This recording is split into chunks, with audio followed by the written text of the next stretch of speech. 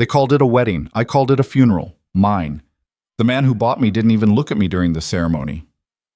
Adrian Volkov, the name whispered in fear across every dark corner of the city, signed the papers like I was property. And I was. My father's debts, written in my blood, paid with my future. They said I'd live in luxury. They didn't mention I'd be a ghost haunting a glass tower, married to a man who treated me like air. But tonight, everything changes. Tonight he's taking me somewhere, and the look in his eyes says I should be terrified. If you want to see how this dangerous love story unfolds, stay until the end. And drop a comment with your city name so I can see how far this story travels across the world. The penthouse smelled like expensive whiskey and cold decisions. Lena Hart stood at the floor-to-ceiling windows of Adrian Volkov's fortress in the sky, watching the city lights blur 40 stories below. 3 months. 3 months since the wedding that wasn't really a wedding, since she'd walked down an aisle in the registry office wearing a dress her father's assistant had picked out, since she'd signed papers that made her Mrs. Volkov in name only. She pressed her palm against the glass. It was always cold, no matter the season. Like everything else in this place.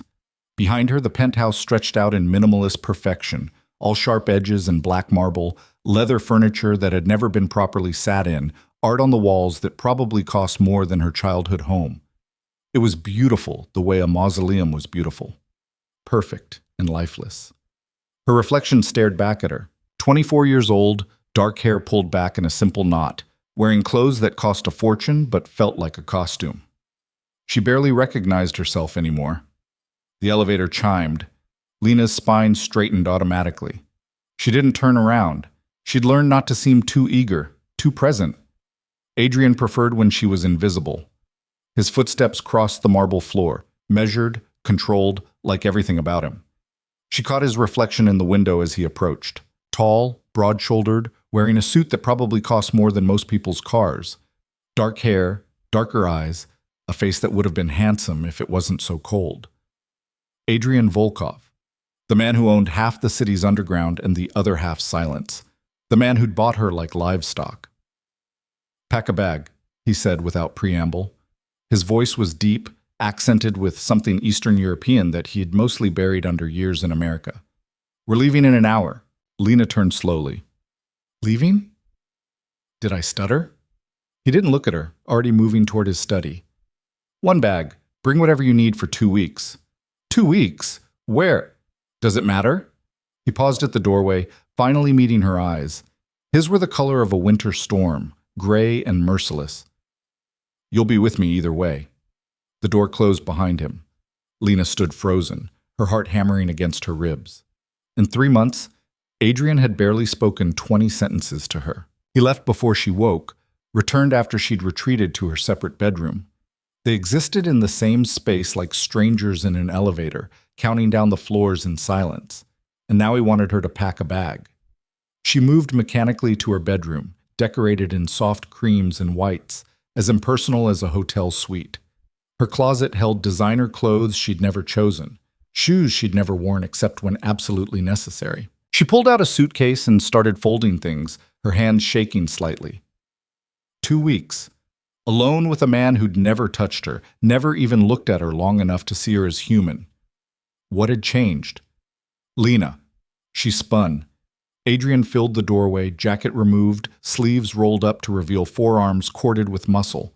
She'd never seen him this casual. It made him seem more dangerous somehow, less civilized. "Yes?" Her voice came out smaller than she'd intended. He studied her with those cold eyes, and for the first time she felt like he was actually seeing her. Really looking. The intensity of it made her want to step back, but she held her ground. "Don't overthink it," he said quietly. "It's just a trip." "You've barely said 10 words to me in 3 months, and now you want me to—" "I'm aware." Something flickered across his face. "Things are changing." "What things?" "Pack your bag, Lena." He turned to leave, then stopped. "And bring something nice to wear. Where we're going, you won't need to hide." Hide. The word echoed in the empty room after he left. Was that what she'd been doing? Hiding? Yes. She'd been making herself small, invisible, trying to survive in a world she never asked to enter. Her father's gambling debts, his desperation, his pathetic gratitude when Adrian had offered a solution. Michael Hart had sold his daughter to save his own skin, and Lena had gone along because what choice did she have? She'd thought marriage to a monster would be violent. Instead, it had been worse. It had been nothing at all. But now, standing in this sterile bedroom with her husband's words hanging in the air, she felt something shift. Fear, yes, but also something else. Curiosity, maybe. Or the desperate hope that anything would be better than this frozen existence. She finished packing. An hour later, she stood in the penthouse foyer with her single suitcase, wearing jeans and a sweater because she had no idea where they were going. Adrian emerged from his study in dark pants and a black shirt, casual but still commanding. He had his own bag and a phone pressed to his ear. I don't care what Marcus wants. Tell him the shipment moves on my schedule, not his. He listened, eyes scanning her. No, I'll be unreachable for 2 weeks. Victor knows what to do. He ended the call. Ready? He asked. I don't even know where we're going. You'll see. He picked up both bags like they weighed nothing. Let's go. The elevator ride down was silent. Lena studied their reflection in the polished doors. They looked like strangers. Maybe that's all they'd ever be. A black car waited at the curb, driver standing at attention. But Adrian waved him off and opened the back door himself, gesturing for Lena to get in. She slid across the leather seat, and he followed, the door closing them into intimate proximity. The car pulled into traffic.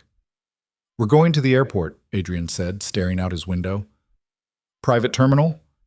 From there, about 8 hours to the island. What island? Mine. He turned to look at her. I own it. No one knows about it except a handful of people. It's private. Lena's throat went dry. Why now? Because I'm tired of pretending. The words came out sharp, and she saw his jaw clench. 3 months of living like strangers in the same cage. I'm done with it. You're the one who made the rules, she said, anger suddenly flaring. You're the one who said this was just business, that I was just a transaction, I remember. His eyes locked on hers. I lied. The world tilted. What?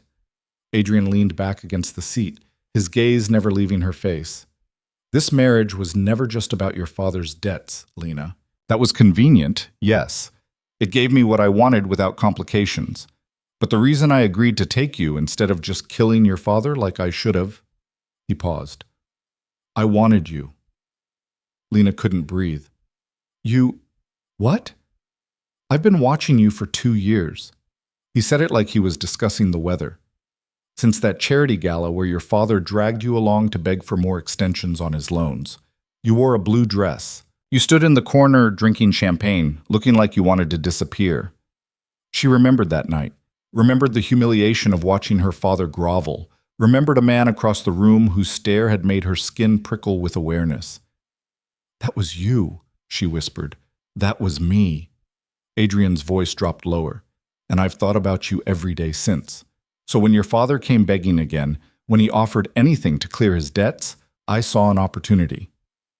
To buy me. To have you. He leaned forward, closing the space between them. There's a difference. No, there isn't. Lena pressed back against the door. You bought me. Like property. Like I had no choice. You didn't have a choice.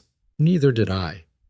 His hand shot out, not grabbing her, but pressing against the leather beside her head, caging her in. You think I wanted this?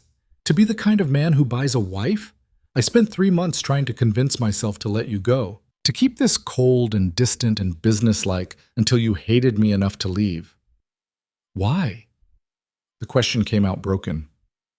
Because wanting you makes me weak. His face was inches from hers, close enough that she could see flecks of blue in those gray eyes. Because the things I've done, the world I live in, you deserve better than that. I thought if I kept my distance, you'd eventually run.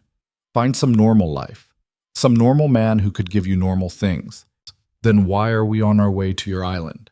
Adrian's lips curved into something that wasn't quite a smile. Because I'm done pretending to be noble. I'm a selfish bastard, Lena, and I'm tired of fighting what I want. The car turned into the private terminal. Through the window, Lena could see a sleek jet waiting on the tarmac, all black with silver accents. Luxury and danger wrapped in metal. "What if I don't want this?" she asked quietly. "What if I don't want you?" He pulled back, his expression unreadable. "Then you tell me, and when we get back, I'll arrange a divorce. You'll get enough money to live comfortably anywhere you want. I'll make sure your father's debts are erased from every record." The car stopped. "But for these 2 weeks, give me a chance. Get to know me. Let me get to know you. Not as owner and possession, but as... What? Husband and wife?" She laughed bitterly. "We're strangers." "Then let's stop being strangers." He opened the door, stepped out, then turned back to offer his hand.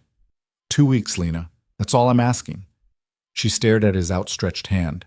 Strong, scarred knuckles. A hand that had probably done terrible things. A hand that was offering her... what? A chance? A trap? The smart thing would be to refuse. To demand he take her back to the penthouse. To count down the days until she could escape this gilded prison. But when had being smart ever gotten her anywhere? Lena took his hand. The jet was as luxurious as she'd expected. Cream leather seats, polished wood accents, soft lighting.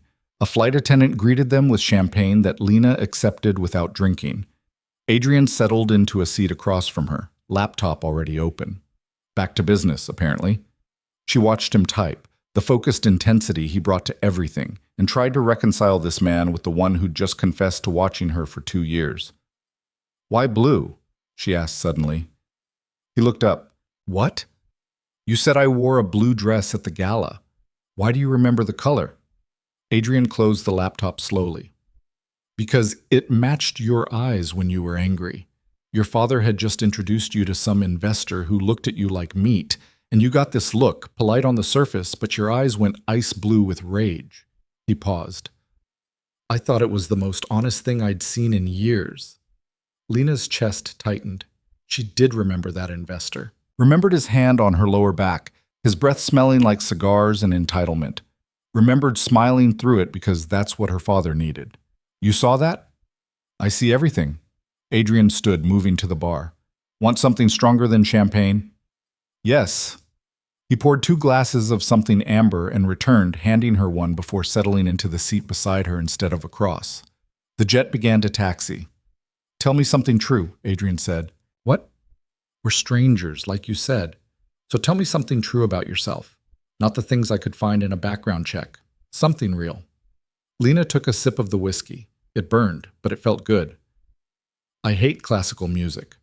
Adrian's eyebrows rose. "You played piano at the gala." "Because my father made me learn. Said cultured daughters were more marketable." The bitterness leaked through. "I hate every second of it. Give me rock music, something loud and angry." "Noted." He smiled. Actually smiled, and it transformed his face. "What else?"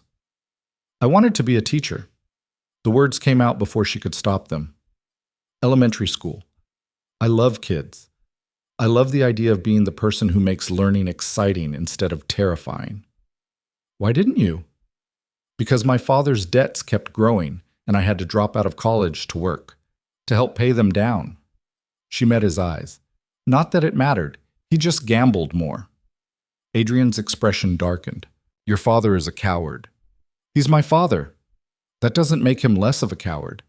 He drained his glass. "I should have killed him." "Why didn't you?" She shouldn't ask, shouldn't want to know, because then I couldn't have you. Simple, brutal, honest. The jet lifted into the air, pressing them back into their seats. Lena's stomach flipped, and she wasn't sure if it was the altitude or the man beside her. "Your turn," she said. "Tell me something true." Adrian was quiet for a long moment. "I'm afraid of silence." That surprised her. "What?" Growing up, silence meant danger, meant someone was planning something, or someone was already dead. His voice was distant. "I fill my life with noise now. Business, phones, people. But at night, when it's quiet, that's when the ghosts come." Lena turned to study his profile. "What ghosts?" "Everyone I've killed. Everyone I've failed to save." He looked at her. "Everyone I've hurt to get where I am." "Do you regret it?" "No." The honesty in that word was chilling. "I regret the necessity of it. but not the outcome. This world, Lena, the one I live in, it's built on power and fear. You're either the one with the knife or the one bleeding. I decided a long time ago which I'd be. And me? She had to know. What am I in your world? Adrian reached out slowly, giving her time to pull away, and brushed a strand of hair from her face. His fingers lingered on her jaw. You're the only soft thing I've ever wanted to keep, he said quietly. And that terrifies me more than any enemy I've ever faced. The flight attendant appeared, breaking the moment. We'll be serving dinner soon. Any preferences? Adrian pulled back. Whatever you've prepared is fine. They ate at a small table, some kind of gourmet pasta that Lena barely tasted. The conversation shifted to safer topics. Books they'd read, places they'd traveled, or in her case, hadn't traveled. It felt surreal, this casual intimacy with a man she'd only seen from a distance for months. But underneath the pleasantries, Lena felt the current of something darker. The way Adrian's eyes tracked her movements. The tension in his shoulders when she laughed at something. The possession in his voice when he talked about his island. This wasn't a honeymoon. This was a claiming. And she wasn't sure if she wanted to fight it or give in.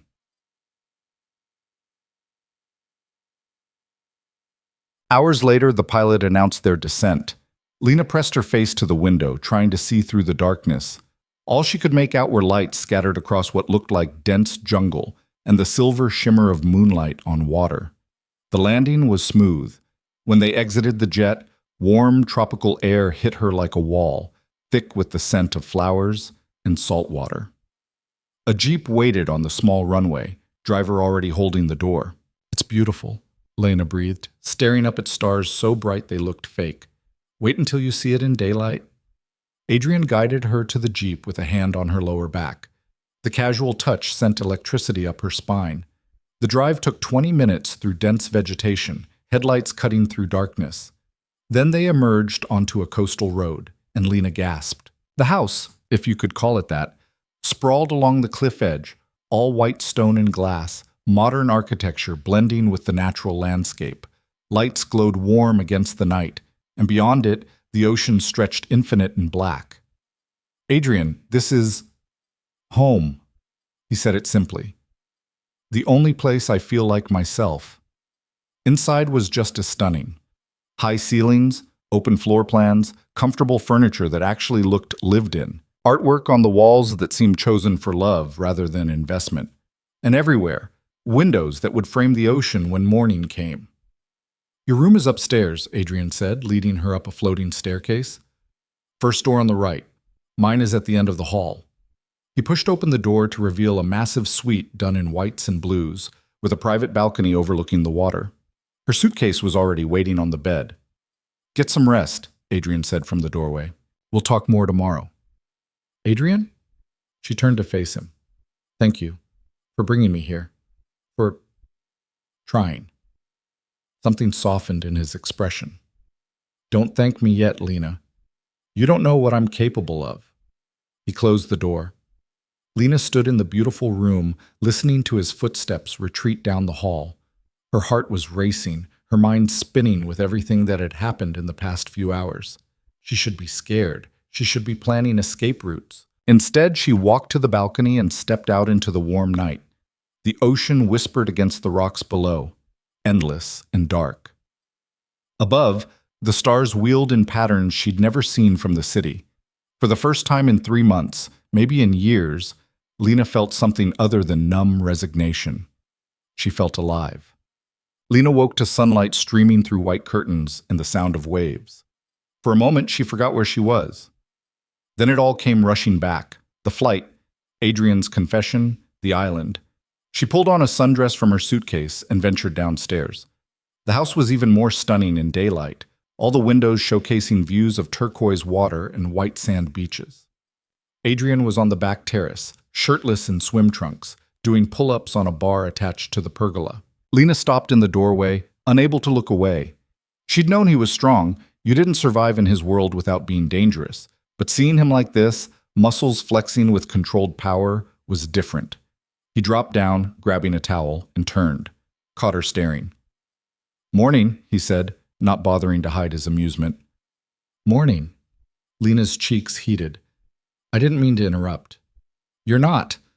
He walked toward her, and she tried very hard to keep her eyes on his face. Hungry? I was about to make breakfast. You cook? Is that so surprising? You have an army of staff at the penthouse. Here, I prefer privacy. He brushed past her into the kitchen, and she caught the scent of salt water and something distinctly him. Besides, I'm good with my hands. The way he said it made her stomach flip.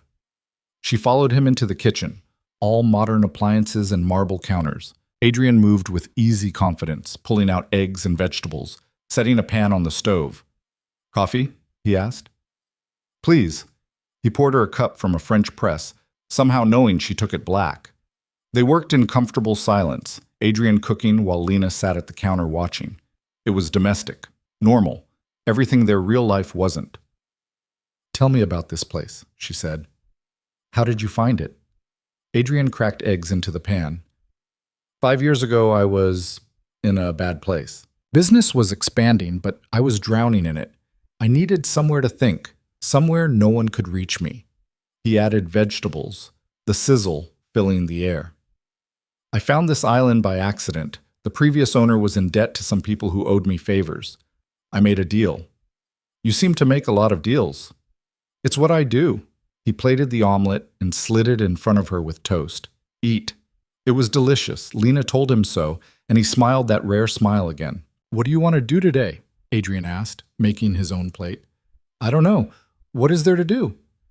Beach, snorkeling. There's a pool, a library, or we could just talk. He sat beside her. I want to know you, Lena. The real you. Not the ghost who haunts my penthouse.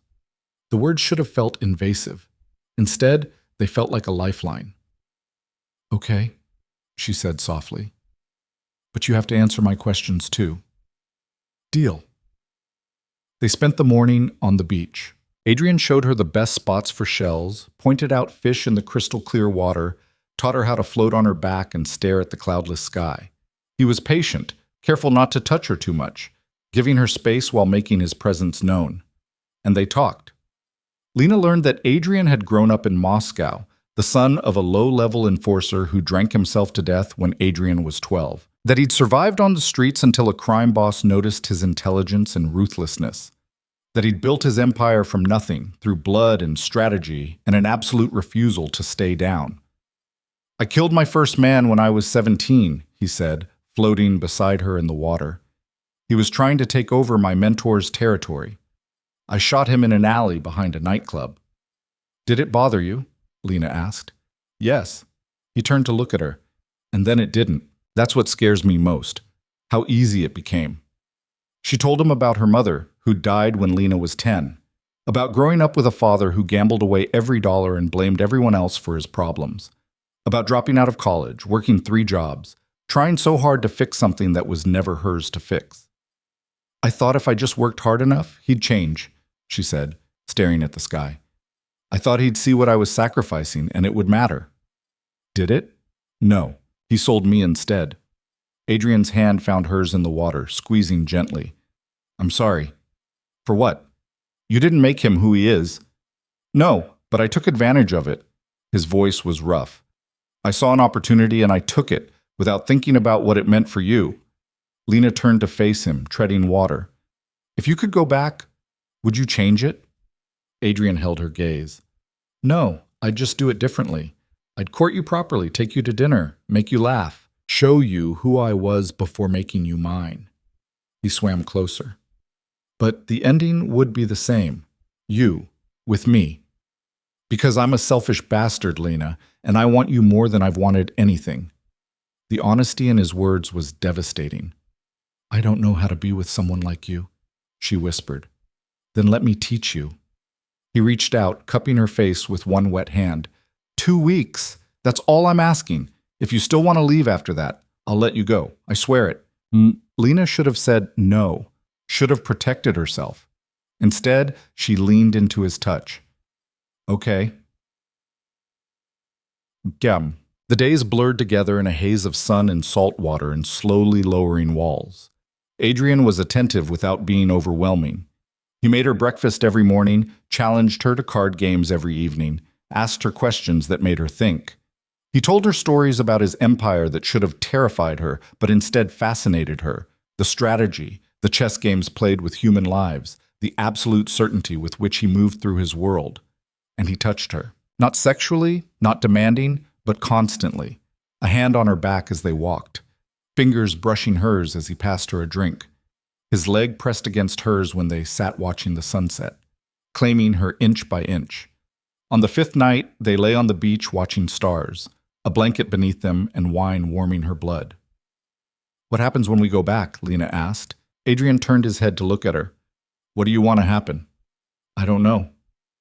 She met his eyes. "This feels like a dream, like we're playing pretend, but back there in the real world. I'm still a criminal. You're still the girl I bought." He said it flatly. "Yes." Adrian sat up, pulling his knees to his chest. "I can't change what I am, Lena. I can't wake up tomorrow and be a good man. The things I've done, they don't wash off. I'm not asking you to change." The words surprised her, but they were true. "I just need to know what this is, what we are." He turned to face her fully. "What do you want us to be?" "Real." Lena sat up too. "I want this to be real. Not a transaction or a business arrangement or a 2-week escape. If we're going to do this, if I'm going to stay, I need it to mean something." Adrian's eyes darkened. "It means everything."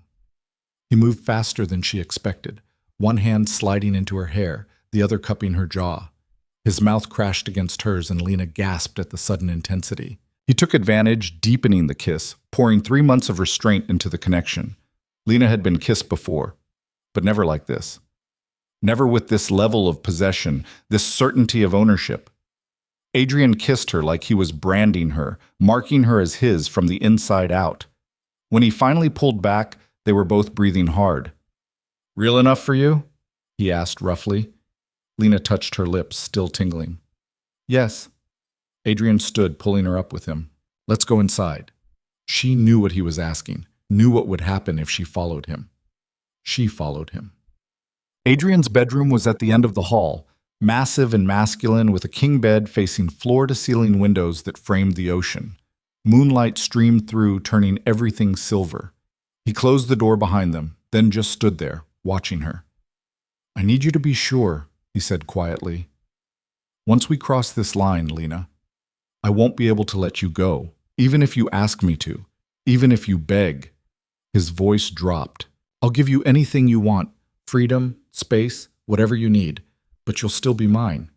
Do you understand?" Lena's heart was pounding so hard she could barely hear over it. "And what will you be?" "Yours. Simple. Absolute. Every dark, damaged piece of me. Yours." She walked to him slowly, each step a choice. When she reached him, she placed her palm over his heart, feeling it race under her touch. "Then take me," she whispered. "Make me yours." Adrian's control shattered. He kissed her again, harder this time, walking her backward toward the bed. His hands were everywhere, her hair, her waist, sliding under her dress to grip her thighs. Lena gasped into his mouth, overwhelmed by sensation, by the sheer intensity of finally being touched after months of careful distance. They fell onto the bed, and Adrian's weight pressed her into the mattress. It should have felt threatening. Instead, it felt right. "Tell me if I hurt you," he growled against her throat, teeth grazing her pulse point. "Tell me if it's too much." "Don't stop," Lena breathed, arching into him. "Please don't stop." So he didn't. Adrian worshipped her body with a focus that left her breathless. He learned every sound she made, every place that made her gasp, every touch that made her beg. And when he finally claimed her completely, when they moved together in the moonlight with the ocean singing below, Lena understood what he'd meant. This wasn't just sex. This was possession, ownership, a brand that would mark her soul, and she wanted it. After, they lay tangled together, sweat cooling on skin, hearts gradually slowing. Adrian's hand traced patterns on her bare shoulder, his other arm keeping her locked against his chest. "No going back now," he murmured into her hair. "I know." Lena tilted her head to look at him. "I don't want to go back." His arms tightened around her. "Good.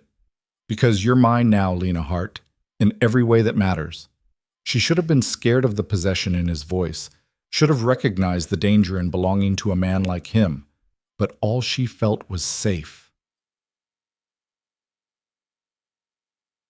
The next morning, everything changed again. Lena woke alone in Adrian's bed, sunlight streaming through the windows. She could hear voices downstairs, Adrian's deep rumble and someone else, urgent and male. She dressed quickly in one of Adrian's shirts and her shorts from yesterday, then ventured down. Adrian stood in the living room fully dressed, phone pressed to his ear, his expression carved from ice. Another man stood nearby, tall, blonde, wearing tactical gear. "When?" Adrian demanded into the phone. He listened, jaw clenching. "How many?" Lena froze on the stairs. The man in tactical gear noticed her, his eyes widening slightly. Adrian followed his gaze, saw her. "I'll call you back." He ended the call. "Lena, go upstairs." "What's wrong?" "Go upstairs now." The command in his voice was absolute. The blonde man stepped forward. "Boss, we need to move." "I know, Victor." Adrian's eyes never left Lena. "Give me 5 minutes." Victor glanced between them, then nodded and walked out onto the terrace, speaking rapidly into a radio. Adrian crossed to her in 3 strides, gripping her shoulders. "Listen to me very carefully. Someone knows we're here. Someone who shouldn't. Victor and his team are going to get you somewhere safe while I deal with this." "Deal with what? What's happening?" "Business." His eyes were cold now, the warmth from last night completely gone. "The kind that doesn't touch you. The kind I promised myself I'd keep separate from what we have. You can't just shut me out. I can, and I will." He pulled her close, kissing her hard and fast. "This is my world, Lena. The ugly part. The part you don't need to see. Trust me to handle it." Footsteps on the terrace. Victor's voice. "Boss, they're 10 minutes out." Adrian cursed in Russian. "Pack your things. Victor will take you to the safe house on the north side of the island. Stay there until I come for you." "Who's coming?" Lena demanded. "Who would attack you here?" Something dark crossed Adrian's face. "Someone who's been looking for an opportunity. Someone who thinks you're a weakness they can exploit." He cupped her face. "They're wrong, but I need you safe while I prove it." "Let me help." "No. Final. Absolute. You help by staying alive, by being safe when this is over. That's all I need from you." He kissed her forehead. "Go. Now." Lena wanted to argue, wanted to demand answers, but the look in his eyes stopped her. This was the Adrian who'd built an empire on blood and fear. This was the man who'd survived when others died. This was the monster she'd married, and he was trying to protect her. She ran upstairs, throwing her things into her suitcase with shaking hands. Through the window, she could see more men arriving, 8, maybe 10, all armed, all moving with military precision. Victor appeared in her doorway. "Mrs. Volkov, we need to go." The name still sounded foreign, but she followed him down the back stairs, out through the kitchen, to a waiting SUV with blacked-out windows. As they pulled away, Lena twisted in her seat to look back. Adrian stood on the terrace, surrounded by armed men, watching her leave. Even from this distance, she could see the tension in his shoulders, the cold fury in his eyes. And she realized something terrifying. She'd fallen in love with him, with the monster, with the man who'd bought her, who'd claimed her, who was willing to kill to keep her safe. She'd fallen in love with Adrian Volkov. And now someone was coming to tear them apart. The SUV accelerated, jungle blurring past the windows. Victor drove in silence, occasionally speaking into his radio in Russian. Beside her, another guard scanned the tree line with hard eyes. "What's happening?" Lena asked quietly. Victor glanced at her in the rearview mirror. "The boss will explain when it's over." "Is he in danger?" "We're all in danger, Mrs. Volkov." His tone wasn't unkind. "This is the life we choose." "I didn't choose it." "No." Victor's eyes met hers in the mirror. "But you chose him. That's the same thing." The safe house turned out to be a reinforced bunker hidden in the island's northern hills, camouflaged by jungle and rock. Inside, it was sparse but functional. Beds, supplies, weapons mounted on walls. "Stay here," Victor instructed. "Don't go outside for any reason. We'll defend the perimeter." "For how long?" "Until the boss calls us back." He checked his weapon. "Could be an hour. Could be longer." Then he was gone, leaving Lena alone in the bunker with only her thoughts and the sound of her racing heart. She paced, checked her phone, no signal, tried the radio, encrypted channels she couldn't access, sat on one of the hard bunks and tried not to imagine what was happening back at the house. Adrian had enemies. Of course he did. You didn't build what he'd built without making people want to tear you down, but she'd been naive enough to think this island was separate from all that. A sanctuary. Nothing was separate from violence when you lived in Adrian's world, and she'd chosen to stay in it. An hour passed. Then 2. Lena's nerves were stretched so tight she thought she might scream. Then the radio crackled. "Victor, fall back! They've got—" Static. Then gunfire, distant but unmistakable. Lena's blood turned to ice. More voices on the radio, urgent, overlapping. She caught fragments. "North perimeter? 3 down." "Where's the boss?" Then Victor's voice, sharp with command. "Lockdown protocol. Protect the package." The package. Her. Footsteps outside.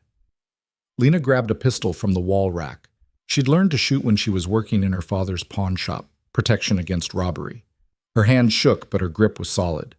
The door burst open. Victor stumbled in, blood streaming from a gash on his temple. 2 more guards followed, one supporting the other, who had a bullet wound in his leg. "What happened?" Lena demanded. "They hit the main house harder than we expected." Victor locked the heavy door, throwing deadbolts. "The boss is holding them, but they sent a team after you." "How many?" 4, maybe 5. He checked his weapon. "We took out 2. The others are hunting us." As if on cue, something slammed against the door. Everyone raised their weapons. "Mrs. Volkov," Victor said quietly, "if they get through, you run. There's a tunnel behind the supply locker. It leads to a cave system that opens on the beach. A boat is waiting." "I'm not leaving without Adrian." "The boss gave me one order. Keep you alive." Victor's eyes were hard. "I won't fail him." The door shuddered under another impact. Then another. They were using a battering ram. Lena's heart hammered. 3 men, 1 wounded, against an unknown number of enemies. These weren't good odds. The radio crackled again. Adrian's voice, rough with rage. "Victor, status!" Victor grabbed the radio. "Locked down. Under assault. Package is secure." "How many?" "Unknown. At least 3 active." Silence. Then, "Hold them. I'm coming." The door splintered. "Go!" Victor shoved Lena toward the supply locker. "Now!" "I won't. Go!" He fired at the breaking door. "The boss needs you alive. Move!" The wounded guard grabbed her arm, pulling her toward the back. Lena stumbled, heart breaking, as Victor and the other guard positioned themselves between her and the door. The supply locker swung open, revealing a dark tunnel. The guard pushed her forward, limping behind her, as gunfire exploded in the bunker. Lena ran. The tunnel was dark, claustrophobic, smelling of earth and salt water. Behind her, the guard's breathing was labored, his blood leaving a trail on the stone floor. "Keep going," he gasped. "Don't stop." But Lena could hear them coming. Footsteps in the tunnel, voices shouting in a language she didn't recognize. They'd gotten past Victor, which meant Victor was probably dead. Tears blurred her vision, but she kept running. The tunnel sloped down, twisting through the rock, until suddenly it opened onto a cave filled with blue-green light from an underwater entrance. A speedboat bobbed in the shallow water, tied to a natural dock. The guard pushed her toward it. "Go, start the engine. I'll hold them." He never finished. A bullet punched through his chest, and he collapsed. Lena screamed. 3 men emerged from the tunnel, guns raised. One of them smiled. "There you are," he said in accented English. "Mr. Volkov's little bride. He's been very protective of you." Lena backed toward the boat, hand behind her, searching for the gun she'd dropped when she ran. "Don't bother," another man said. "You're coming with us." "No." Lena's voice was steadier than she felt. "I'm not." The first man laughed. "You think you have a choice?" "I think," Lena said, fingers closing around cold metal. Not her gun, but something else, a flare gun mounted on the boat. "I'm tired of men thinking they own me." She raised the flare gun and fired. The red flare exploded in the enclosed space, blindingly bright. The men shouted, momentarily blinded, and Lena didn't waste her chance. She jumped into the boat, yanked the engine cord, and gunned it toward the underwater exit as bullets pinged off the rocks around her. The boat shot out into open ocean, sunlight hitting her like a hammer. Lena didn't look back. She aimed for the main house, visible on the cliffs, smoke rising from several locations. Adrian. She had to get to Adrian. Another boat roared out of the cave behind her. They were following. Lena pushed the speedboat harder, wind whipping her hair, salt spray stinging her eyes. The main house grew larger, the beach approaching fast. Too fast. She cut the engine at the last second, the boat scraping against sand. Lena tumbled out, scrambling up the beach toward the house. Behind her, the other boat landed, footsteps pounding after her.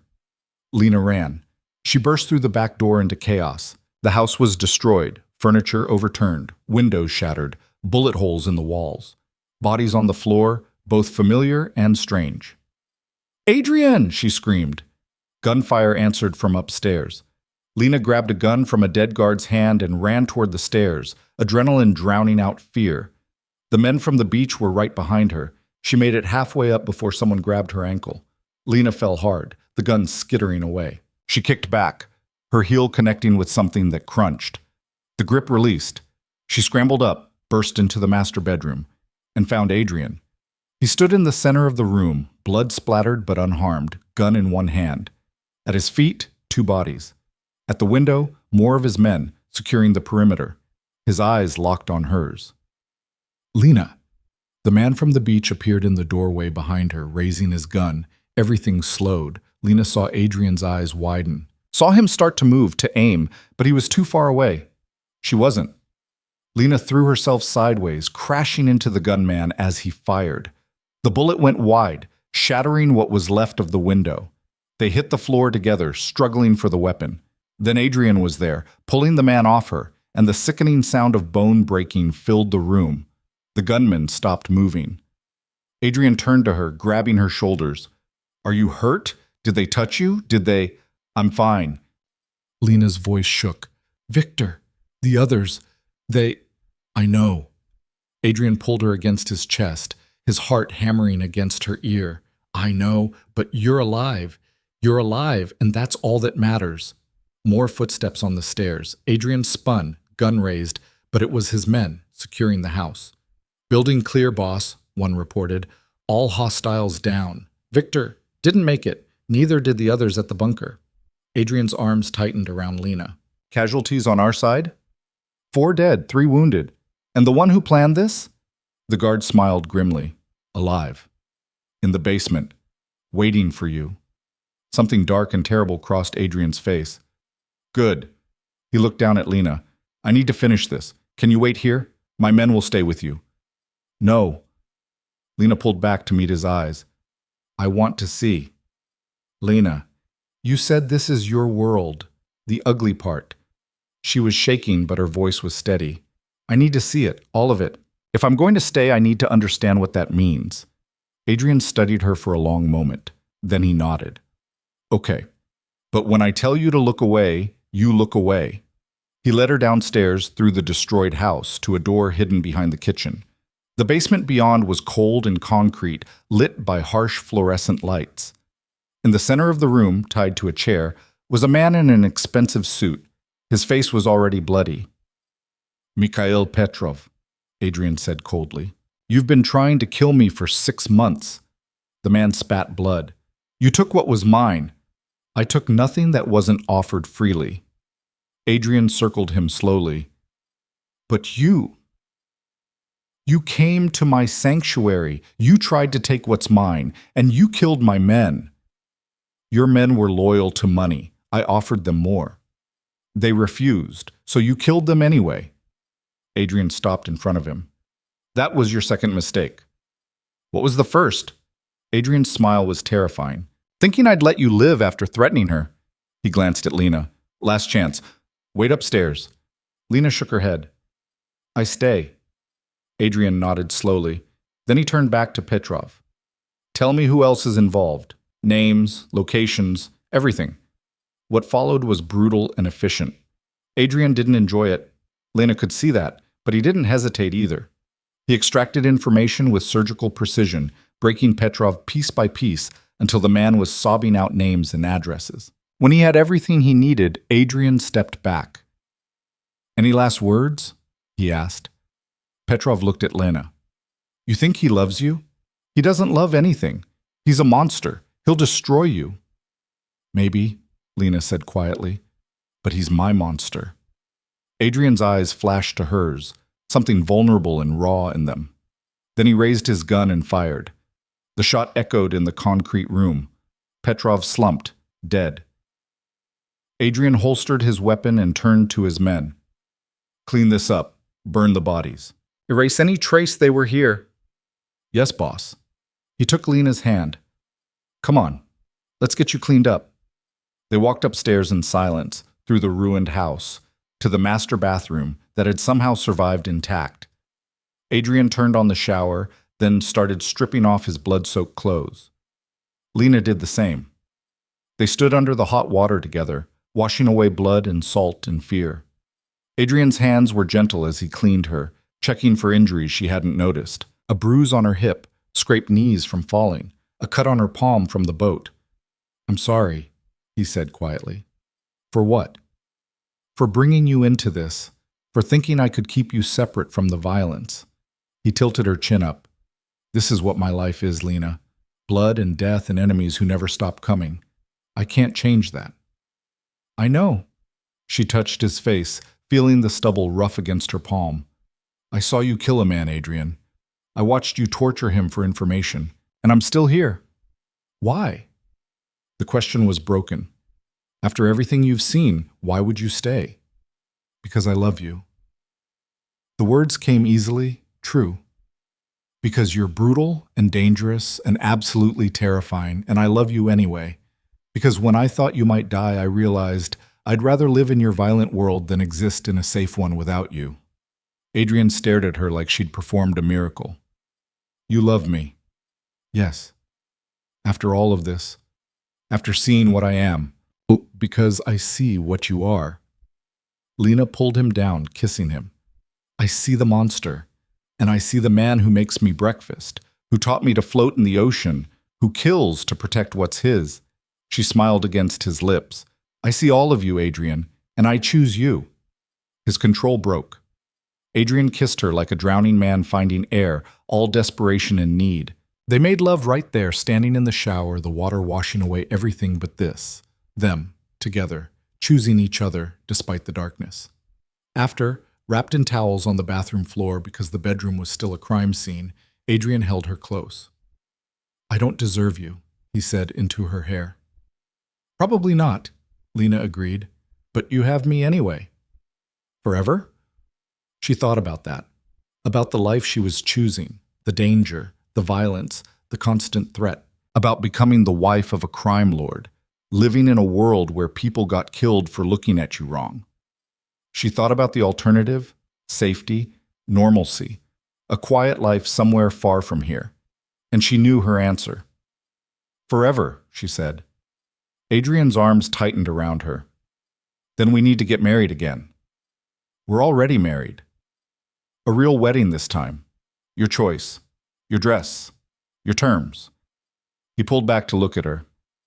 "I want you to choose me, Lena, freely, without debts or obligations or force.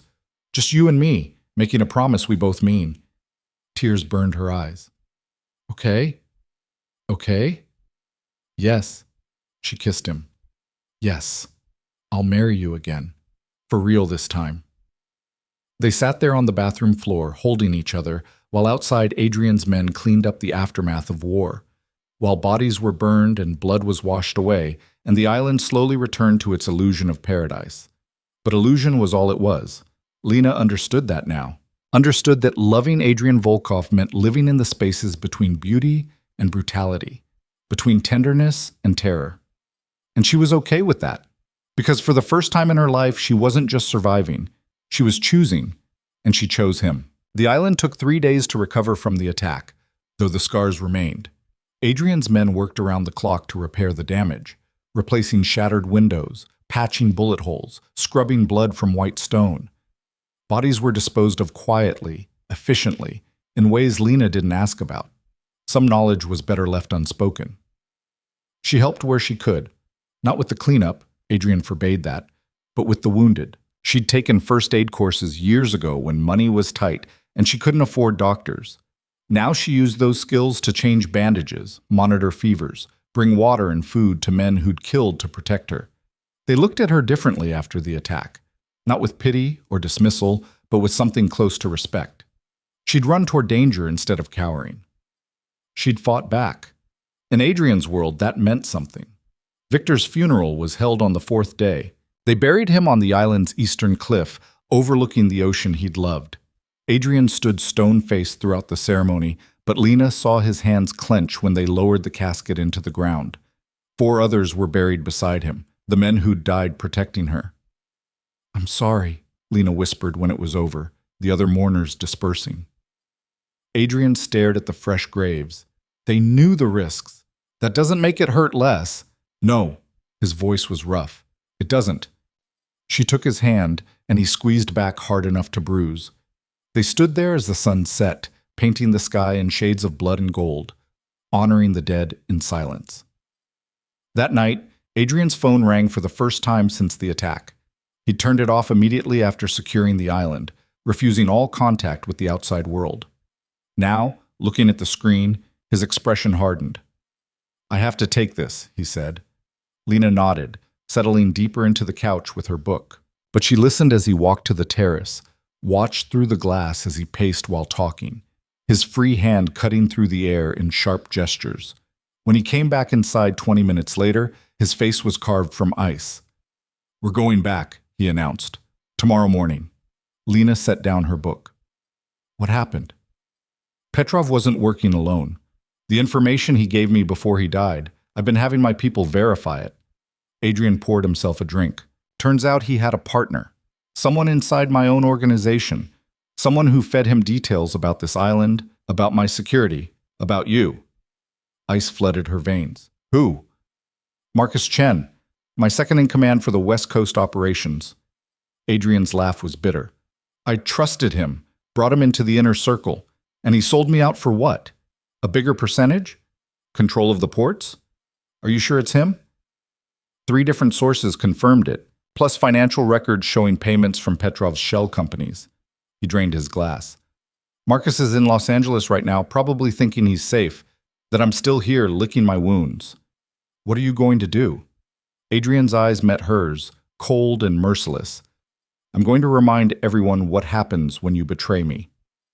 The flight back to the mainland felt different from the one that had brought them to the island. Then there'd been anticipation, possibility, the tentative hope of something new.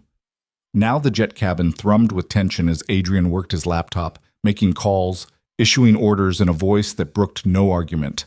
Lena watched him transform from the man who'd made her breakfast into the crime lord who ruled an empire.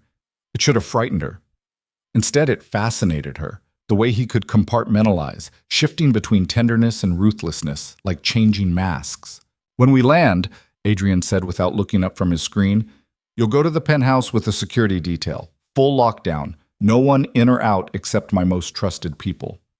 "And you?" "I'll handle Marcus." "Alone?" Now he looked at her. "I won't be alone. I'll have 50 men. But I won't risk you, Lena. Not again." She leaned forward. "I wasn't asking to come. I was asking if you'll be safe." Something softened in his expression. "I've survived worse." "That's not an answer." Adrian closed his laptop, giving her his full attention. "Marcus is dangerous, but he's also predictable. He thinks he's smarter than me. That arrogance will be his downfall." He reached for her hand. "I'll come back to you, I promise." "You better." Lena's voice cracked slightly. "Because I'm not done with you yet." He pulled her into his lap, and she went willingly, tucking her head under his chin. They sat like that for the rest of the flight, not talking, just breathing together while the plane carried them back to reality. Los Angeles sprawled beneath them as they descended, a carpet of lights against the darkness. The private terminal was secure, Adrian's people forming a perimeter as they deplaned. 3 SUVs waited, engines running. "Remember," Adrian said as he handed her into the middle vehicle, "stay in the penthouse. Don't open the door for anyone. Don't trust anyone except the guards I'm leaving with you. Understood? I'm not stupid, Adrian. I know you're not. He kissed her hard.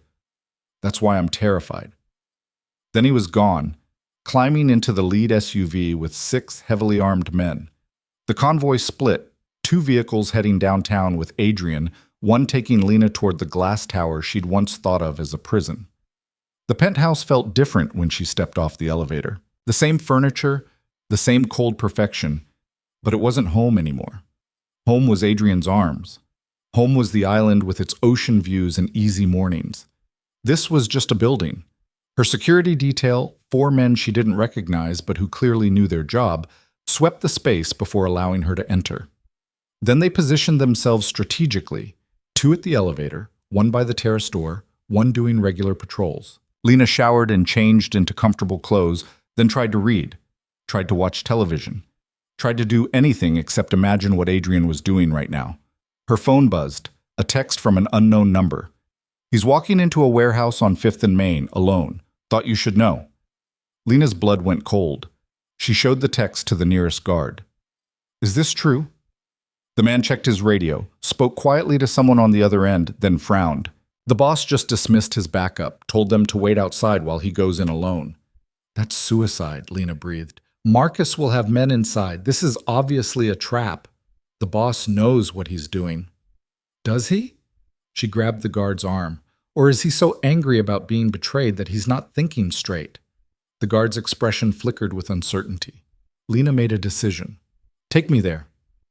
Ma'am, Mr. Volkov gave explicit orders. I don't care about his orders. Her voice was steel. Either you take me or I'll drive myself. Your choice. The guards exchanged looks. Finally, the leader nodded. You stay in the car. You don't get out no matter what happens. Agreed? Agreed. They moved fast, piling into the SUV and racing through nighttime LA traffic. Lena's heart hammered against her ribs. She was probably overreacting. Adrian knew what he was doing. He'd survived decades in this world by being smart and ruthless. But he'd also just lost men he cared about. He was grieving, angry, looking for someone to punish. People made mistakes when they were angry. The warehouse district loomed ahead, all abandoned buildings and broken streetlights. The SUV slowed as they approached 5th and Main, parking in the shadows half a block away. Through the windshield, Lena could see the warehouse, a hulking concrete structure with boarded windows. Adrian's vehicles were parked outside. His men fanned out in defensive positions, but Adrian himself was nowhere to be seen. He's inside, the guard confirmed, listening to his radio. Went in 5 minutes ago. Alone? Alone. Lena's stomach twisted. How many hostiles? Unknown. Building's gone dark. They're jamming our surveillance. This was wrong. Everything about this screamed trap. She reached for the door handle. Ma'am, you promised?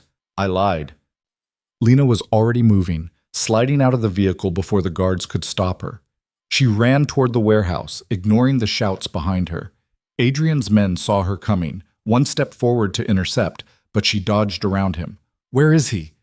Mrs. Volkov, you need to get back in the... Where is he? The man's radio crackled, then screaming, gunfire, the sound of something exploding. South entrance, the guard said, already running. Move! They hit the warehouse at a sprint, weapons drawn. Inside was chaos, smoke, darkness, the flash of muzzle fire from somewhere above.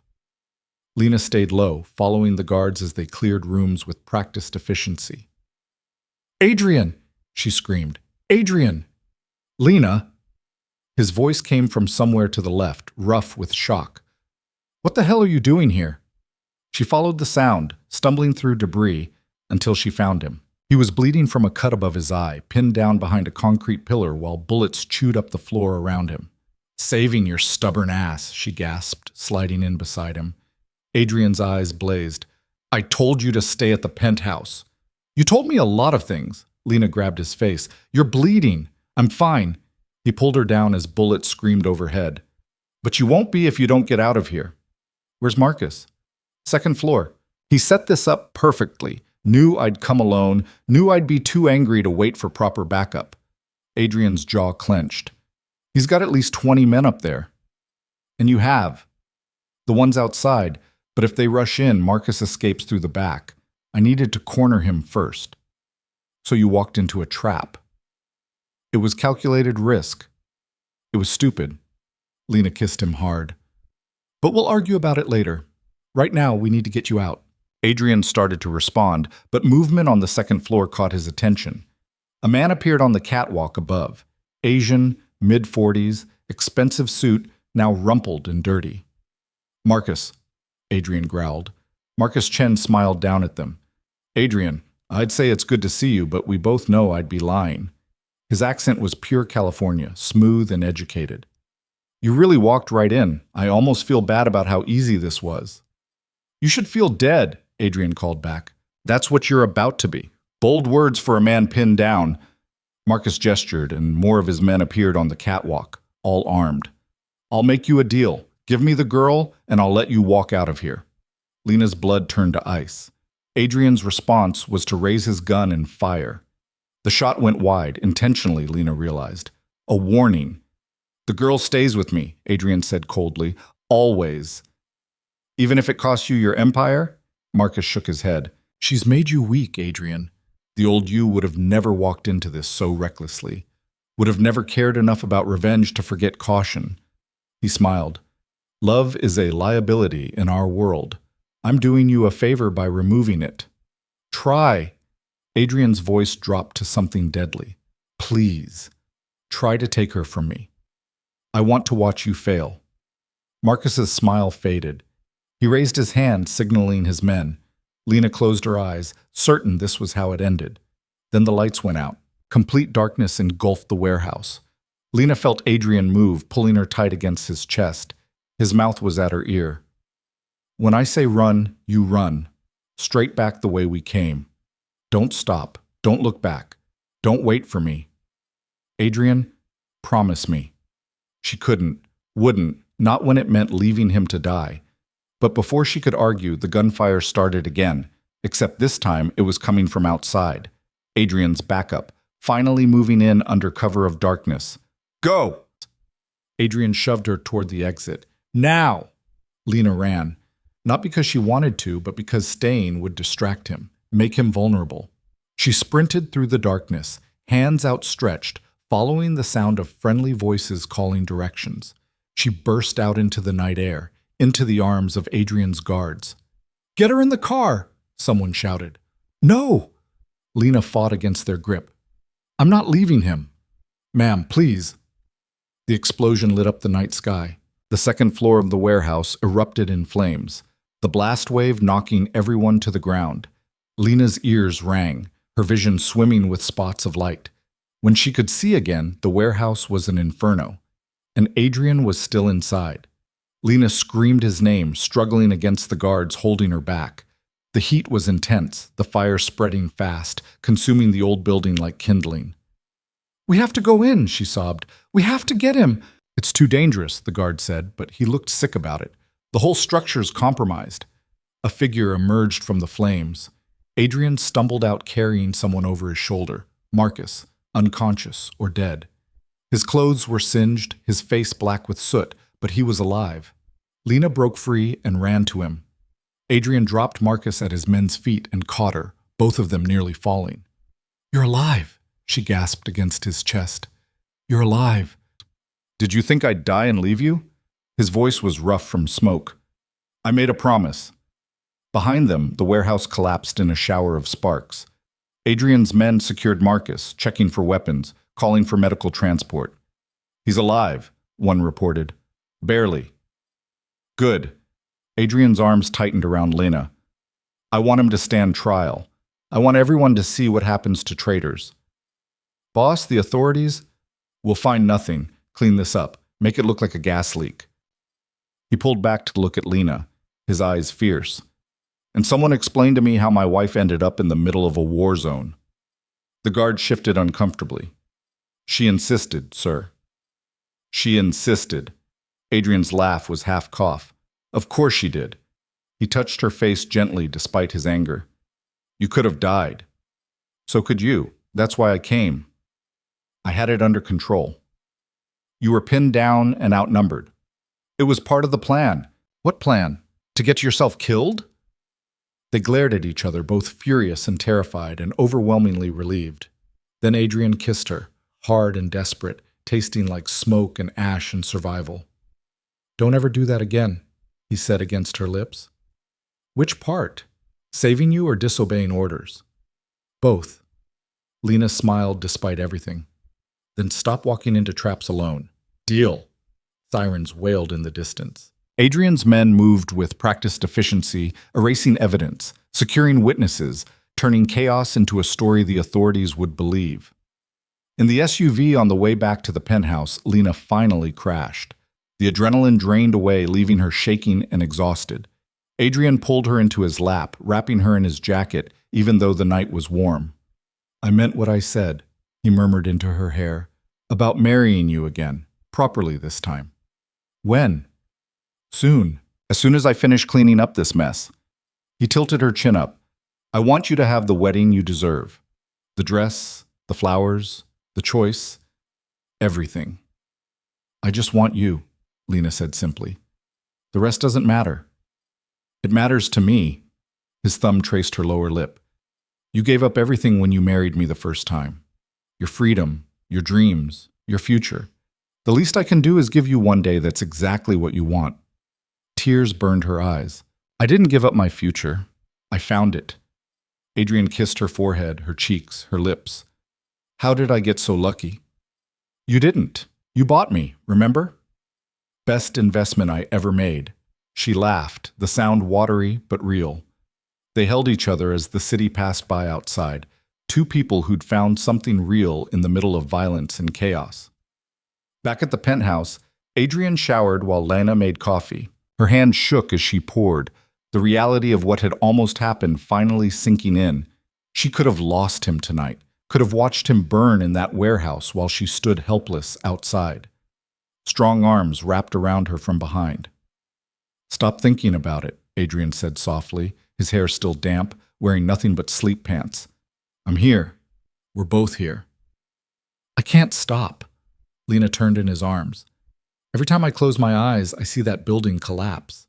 I see you inside it." "Then don't close your eyes." He lifted her onto the counter, stepping between her legs. "Stay here with me, right now. No past. No what-ifs. Just us."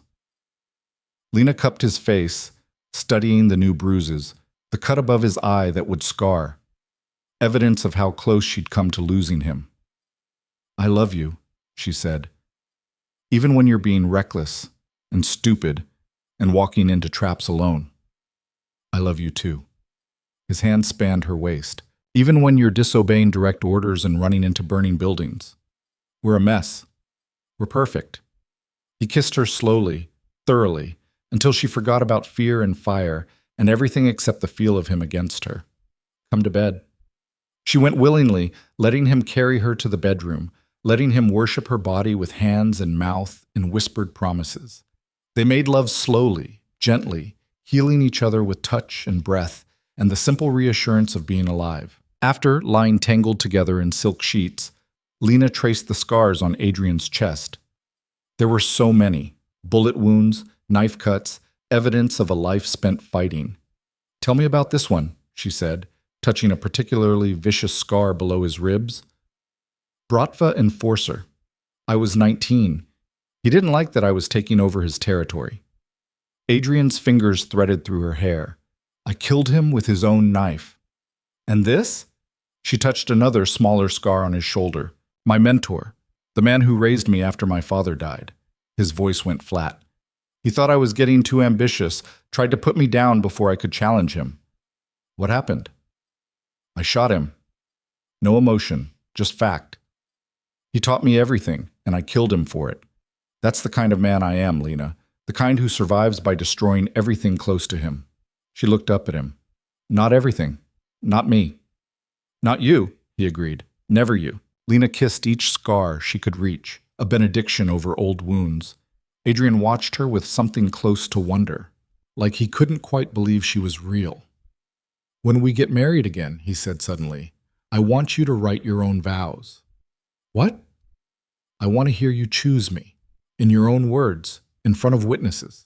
I want to remember it for the rest of my life. Lena's chest tightened. What will you say? The truth. His eyes locked on hers. That you're the only good thing in my life. That I'd burn the world down to keep you safe. That loving you is the only decent thing I've ever done. That's not true. It is. He pulled her on top of him, hands firm on her hips. Everything else is blood and money and power. You're the only thing that's real. She kissed him, pouring everything she felt into the connection. When they finally broke apart, both breathing hard, Adrian's phone was ringing. He grabbed it with a growl. What? Lena couldn't hear the other side of the conversation, but she watched Adrian's expression shift from annoyance to sharp focus. When? He demanded. How many? A pause. No, I'm coming down, 20 minutes. He ended the call and looked at Lena. Marcus is awake. He's asking to talk. Now? It's 3 a.m. Apparently he has information about who else is involved in the conspiracy. Adrian kissed her once more. I have to go. Stay here. Get some rest. I'll be back before sunrise. But Lena was already sliding out of bed, reaching for clothes. I'm coming with you. Lena, don't. She pulled on jeans and a sweater. Don't try to protect me from the ugly parts anymore. I told you on the island, I need to see all of it. I need to understand the world I'm choosing. Adrian studied her for a long moment. Then he nodded. Okay, but you follow my lead. When I say stay back, you stay back. Agreed. They dressed quickly and took the private elevator to the sub-basement levels, parts of the building Lena had never seen. The walls down here were concrete, the lighting harsh and industrial. Armed guards stood at intervals, nodding respectfully as Adrian passed. At the end of a long corridor, they reached a reinforced door. Adrian entered a code, pressed his thumb to a scanner, and the locks disengaged with heavy clicks. The room beyond was stark. Concrete walls, a metal table, chairs bolted to the floor. Marcus Chen sat on one side, hands cuffed to the table, looking significantly worse than the last time Lena had seen him. Burns covered half his face, bandages wrapped his torso, and one arm was in a sling. He looked up when they entered, and his eyes widened slightly when he saw Lena. You brought her, he said. Interesting. Talk. Adrian pulled out a chair for Lena, then remained standing, arms crossed. You have 5 minutes to convince me not to put a bullet in your skull. Marcus laughed bitterly. Always direct. I appreciate that about you, Adrian. He winced, the movement pulling at his injuries. Fine. I'll talk. But first you need to understand something. I didn't betray you for money or power. Then why? Because you've changed. Marcus met Adrian's eyes. 2 years ago, you were unstoppable, focused. You built this empire with perfect clarity of vision.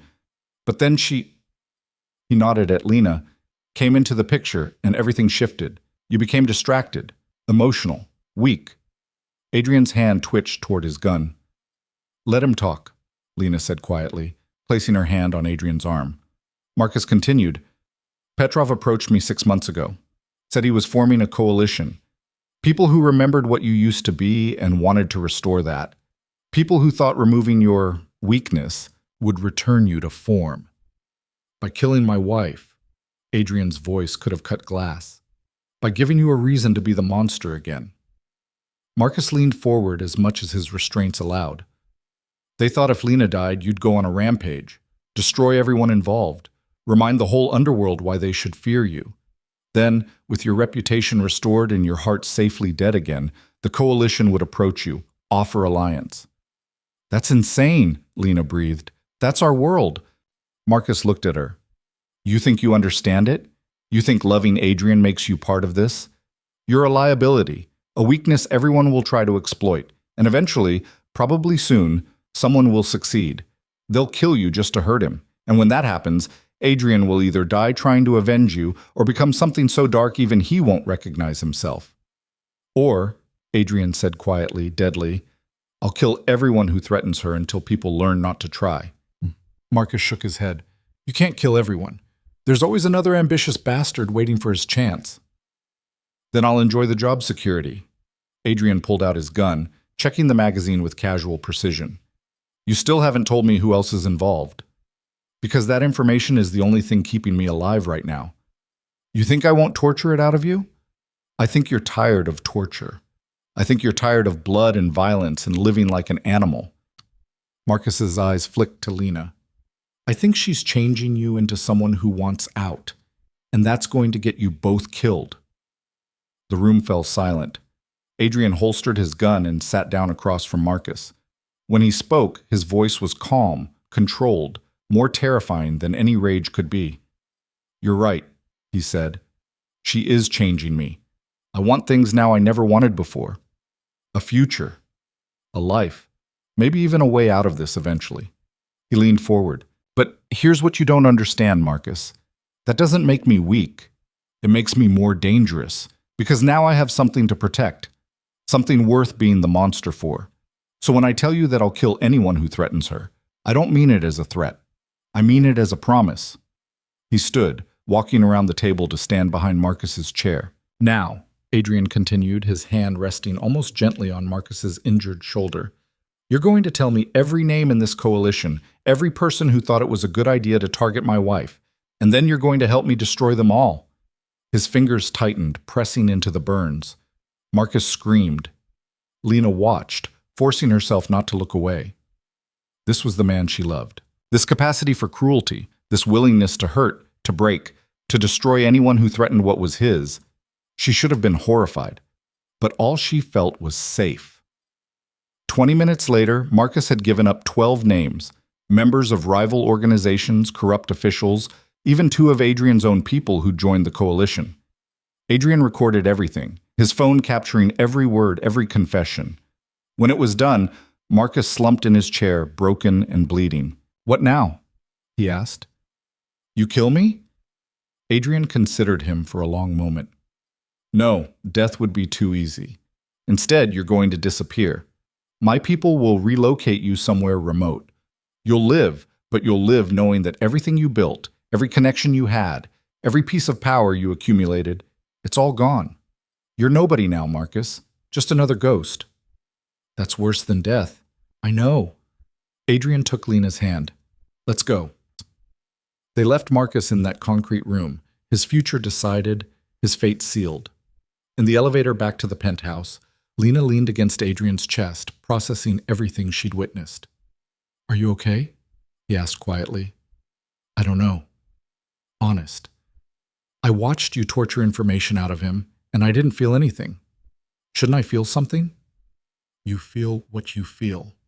Adrian kissed the top of her head. There's no right way to react to this world. Will it always be like this? Threats and betrayals and violence? Probably. He sighed. I won't lie to you, Lena. This is my life. Our life now. It won't suddenly become safe or normal. I know. She looked up at him. And I'm still choosing it. Choosing you. The elevator opened to the penthouse. Dawn was breaking over the city, painting everything in shades of gold and pink. They stood at the windows watching the sunrise, 2 people who'd found each other in darkness and somehow created light. I want to see them, Lena said suddenly. See who? The people from the list. The ones who wanted me dead. She turned to face him. I want to look them in the eye.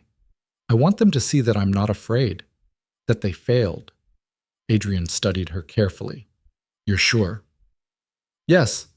A slow smile spread across his face, proud and possessive and absolutely ruthless. Then, let's introduce you properly to my world, Mrs. Volkov, he said. Let's show them exactly who you are. And in that moment, watching the sunrise paint the city in blood and gold, Lena understood what she'd truly become. Not a victim, not a weakness, but a queen standing beside her king, ready to defend their empire with everything she had. The war was just beginning, and this time she was ready to fight. The city looked different through the tinted windows of Adrian's armored sedan. Lena had ridden through these streets 100 times as a ghost, invisible and insignificant. Now, sitting beside Adrian as he made calls in rapid-fire Russian, she felt the weight of visibility. People would look at her now, judge her, try to use her, let them try. Adrian ended his call and turned to her. First stop is Dmitry Volkov. No relation despite the name. He runs the Eastern port operations and was on Marcus's list. His hand found hers. He's old school, traditional. He won't like that I'm bringing you. Good, Lena said. Let him be uncomfortable. Adrian's smile was sharp with approval. Remember what we discussed. You don't speak unless spoken to directly. You don't show weakness, and you stay close to me at all times. I'm not afraid of these people, Adrian. You should be. That's what keeps you alive. He squeezed her hand. But I need them to see you're not afraid. It's a fine line. The car pulled up to a restaurant in Little Russia, the kind of place tourists never found. Adrian's men swept the area before allowing them to exit. Inside, the air was thick with cigarette smoke and the smell of vodka. Conversations died as they entered. Dmitri sat at a corner table, a bear of a man with silver hair and cold eyes. 2 bodyguards flanked him, hands visible on the table, a show of non-aggression, though everyone could see the guns under their jackets. Adrian, Dmitri said in heavily accented English. You bring your pet to business meeting? Lena felt Adrian tense, but she spoke before he could. I'm his wife, not his pet. Learn the difference. Dmitri's eyebrows shot up. Then he laughed, a booming sound that filled the room. She has teeth. Good. You need woman with spine in this life. Adrian guided Lena to a chair before sitting beside her, positioning himself between her and Dmitri's men. A bottle of vodka appeared, 3 glasses poured. To what do I owe this honor? Dmitri asked, though his eyes said he already knew. Marcus Chen named you, Adrian said flatly. Said you were part of the coalition planning to kill my wife. The temperature in the room dropped 20 degrees. Dmitri's men tensed, hands moving toward weapons. Adrian's men positioned by the exits mirrored the movement. Dmitri held up a hand, stopping the escalation.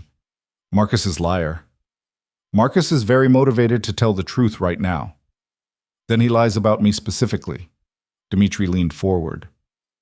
Yes, I was approached. Petrov came to me 2 months ago with his plan. I listened because it is smart to know what enemies are planning, but I told him no. Why should I believe you? Because I'm still alive. Dmitri drained his vodka. If I had said yes, you think I would be sitting here so calmly? No. I would have disappeared or increased security tenfold. Instead, I sit here with only my regular men, drinking mediocre vodka, waiting for you to come ask your questions. Adrian studied him in silence. Lena watched both men, reading the undercurrents. Dmitri wasn't lying. His body language was too relaxed, his confidence too genuine. He's telling the truth, Lena said quietly. Both men looked at her. Adrian's expression was carefully neutral. How do you know? Body language, micro-expressions. I worked retail for years dealing with shoplifters and con artists. She met Dmitri's eyes. If he was guilty, he'd be trying harder to convince you. Guilty people over-explain. He's just stating facts and letting you decide. Dmitri laughed again. Smart woman. Beautiful and smart. You chose well, Adrian. I know. Adrian's hand found Lena's under the table. Marcus gave me 12 names, Dmitri. If you weren't involved, then who was? What followed was an hour of careful negotiation. Dmitri confirmed some names, denied others, added 3 more that Marcus had failed to mention. He drew diagrams on napkins, explaining alliances and enmities, who was ambitious enough to try and who was smart enough to decline. By the end, they had a clearer picture of the conspiracy. 8 people definitively involved, 4 more possibles. And everyone agreed that removing them needed to be surgical, strategic, and absolute. You come to family dinner next week, Dmitri announced as they prepared to leave. You and your fierce wife. My Katya will want to meet her. We'll be there, Adrian said, which surprised Lena. She'd assumed he kept his personal life separate from business. In the car afterward, she asked about it. Dmitri's invitation is more than social, Adrian explained. It's a public declaration of support. If he welcomes you to his family table, others will see it. Will understand that you're not just my weakness, you're my partner. Is that what I am? Your partner? What else would you be? He pulled her close. You think I'd let just anyone sit in on those meetings? Speak to men like Dmitri? That was a test, Lena, and you passed.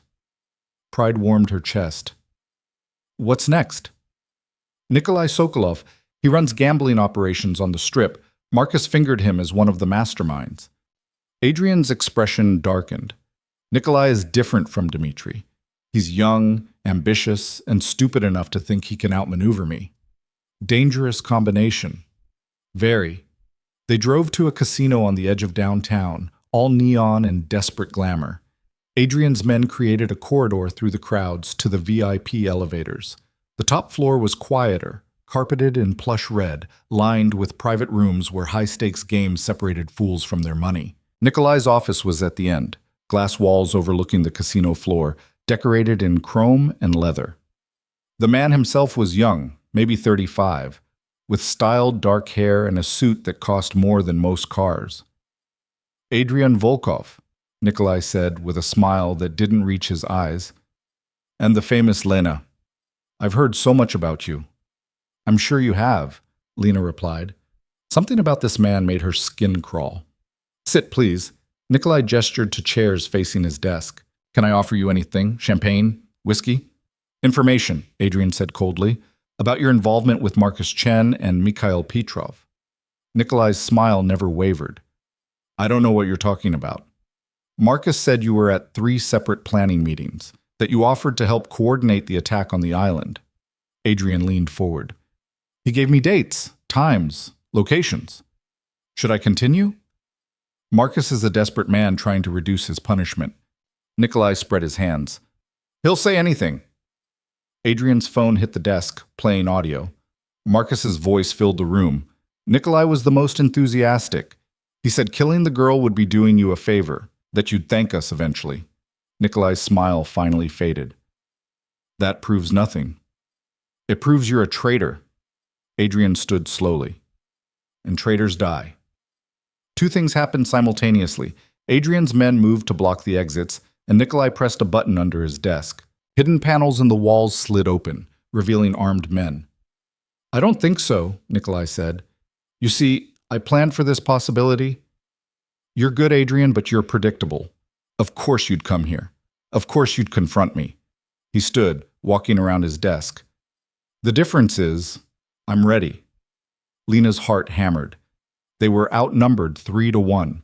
The office was a kill box. You think this ends well for you? Adrian asked, his voice deadly calm. I think you leave here alive only because I allow it. Nikolai stopped in front of Lena, looking down at her. And the price of your life is hers. Give me the girl, walk away, and we'll call it even. No deal. Then we all die here. Nikolai shrugged. Your choice. Lena watched Adrian calculate odds, saw the tension in his jaw as he realized they'd walked into a trap. Nikolai had played this perfectly. She stood. Lena, sit down, Adrian growled. No. She stepped toward Nikolai. You want me? You can have me. Lena, but first, I want to know why. She looked up at Nikolai.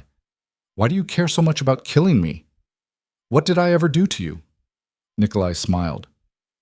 You made him weak, the great Adrian Volkov, reduced to playing house with a girl who knows nothing about our world. It's pathetic. Is it? Lena took another step. Or are you jealous? That hit home. Nikolai's expression flickered. That's it, isn't it? Lena continued, her voice soft but clear.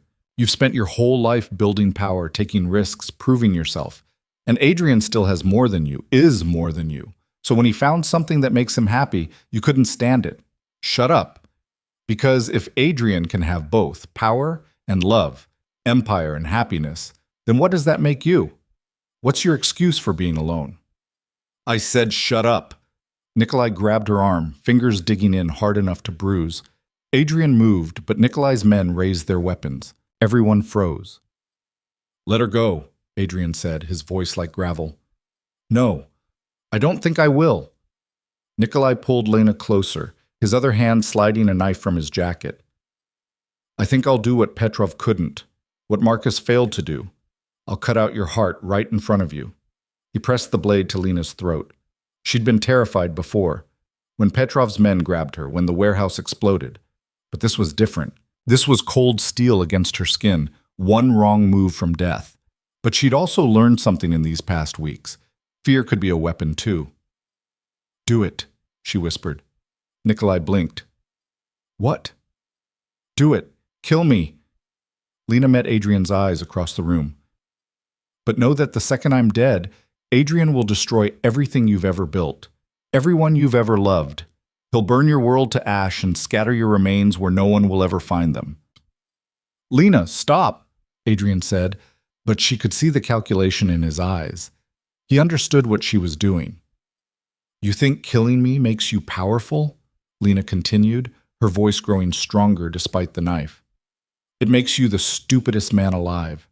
Because the only thing keeping Adrian civilized, the only thing keeping him from being the monster everyone fears, is me. Kill me, and you unleash something you can't control. She felt Nikolai's hand tremble slightly. He'll kill you slowly, she whispered. He'll make it last for days, and when he's finally done, when you're begging for death, he'll keep you alive just a little longer, because that's who he is when there's nothing left to lose. The knife pressed harder. A trickle of blood ran down her neck. Then Nikolai laughed. You're bluffing. Am I? Lena smiled. Ask Marcus.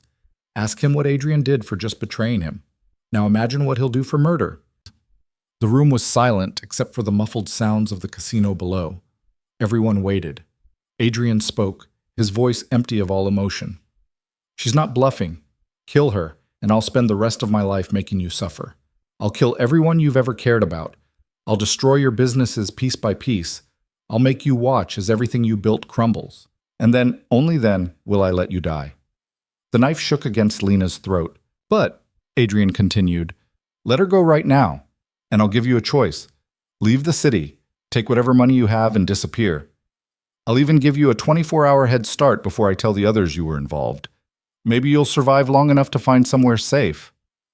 That's not much of a choice, Nikolai said. It's more than you deserve. Adrian's eyes were dead. Decide. Now. Lena held her breath. Everything balanced on this moment. Whether Nikolai was smart enough to take the deal, whether his pride would let him walk away, whether he understood just how serious Adrian was. The knife lowered. Nikolai shoved Lena toward Adrian, who caught her, immediately checking the cut on her neck. It was shallow, barely more than a scratch. 24 hours, Nikolai said bitterly. Starting now. Starting now, Adrian confirmed. They left the office in tense silence, Nikolai's men partying to let them pass. No one spoke until they were in the elevator, doors closed, descending. Then Adrian pulled Lena into his arms so tightly she could barely breathe. Don't ever do that again, he said against her hair. Don't ever use yourself as bait. It worked, didn't it? You could have died. So could you. That's the point. Lena pulled back to look at him. We protect each other. That's how this works. Adrian cupped her face, his thumb gentle over the cut on her neck. You're going to give me a heart attack. Good. Keeps you on your toes. He kissed her, hard and desperate, not caring that his men could see through the elevator's glass walls. When he finally pulled back, his eyes were fierce. You were brilliant up there, he said.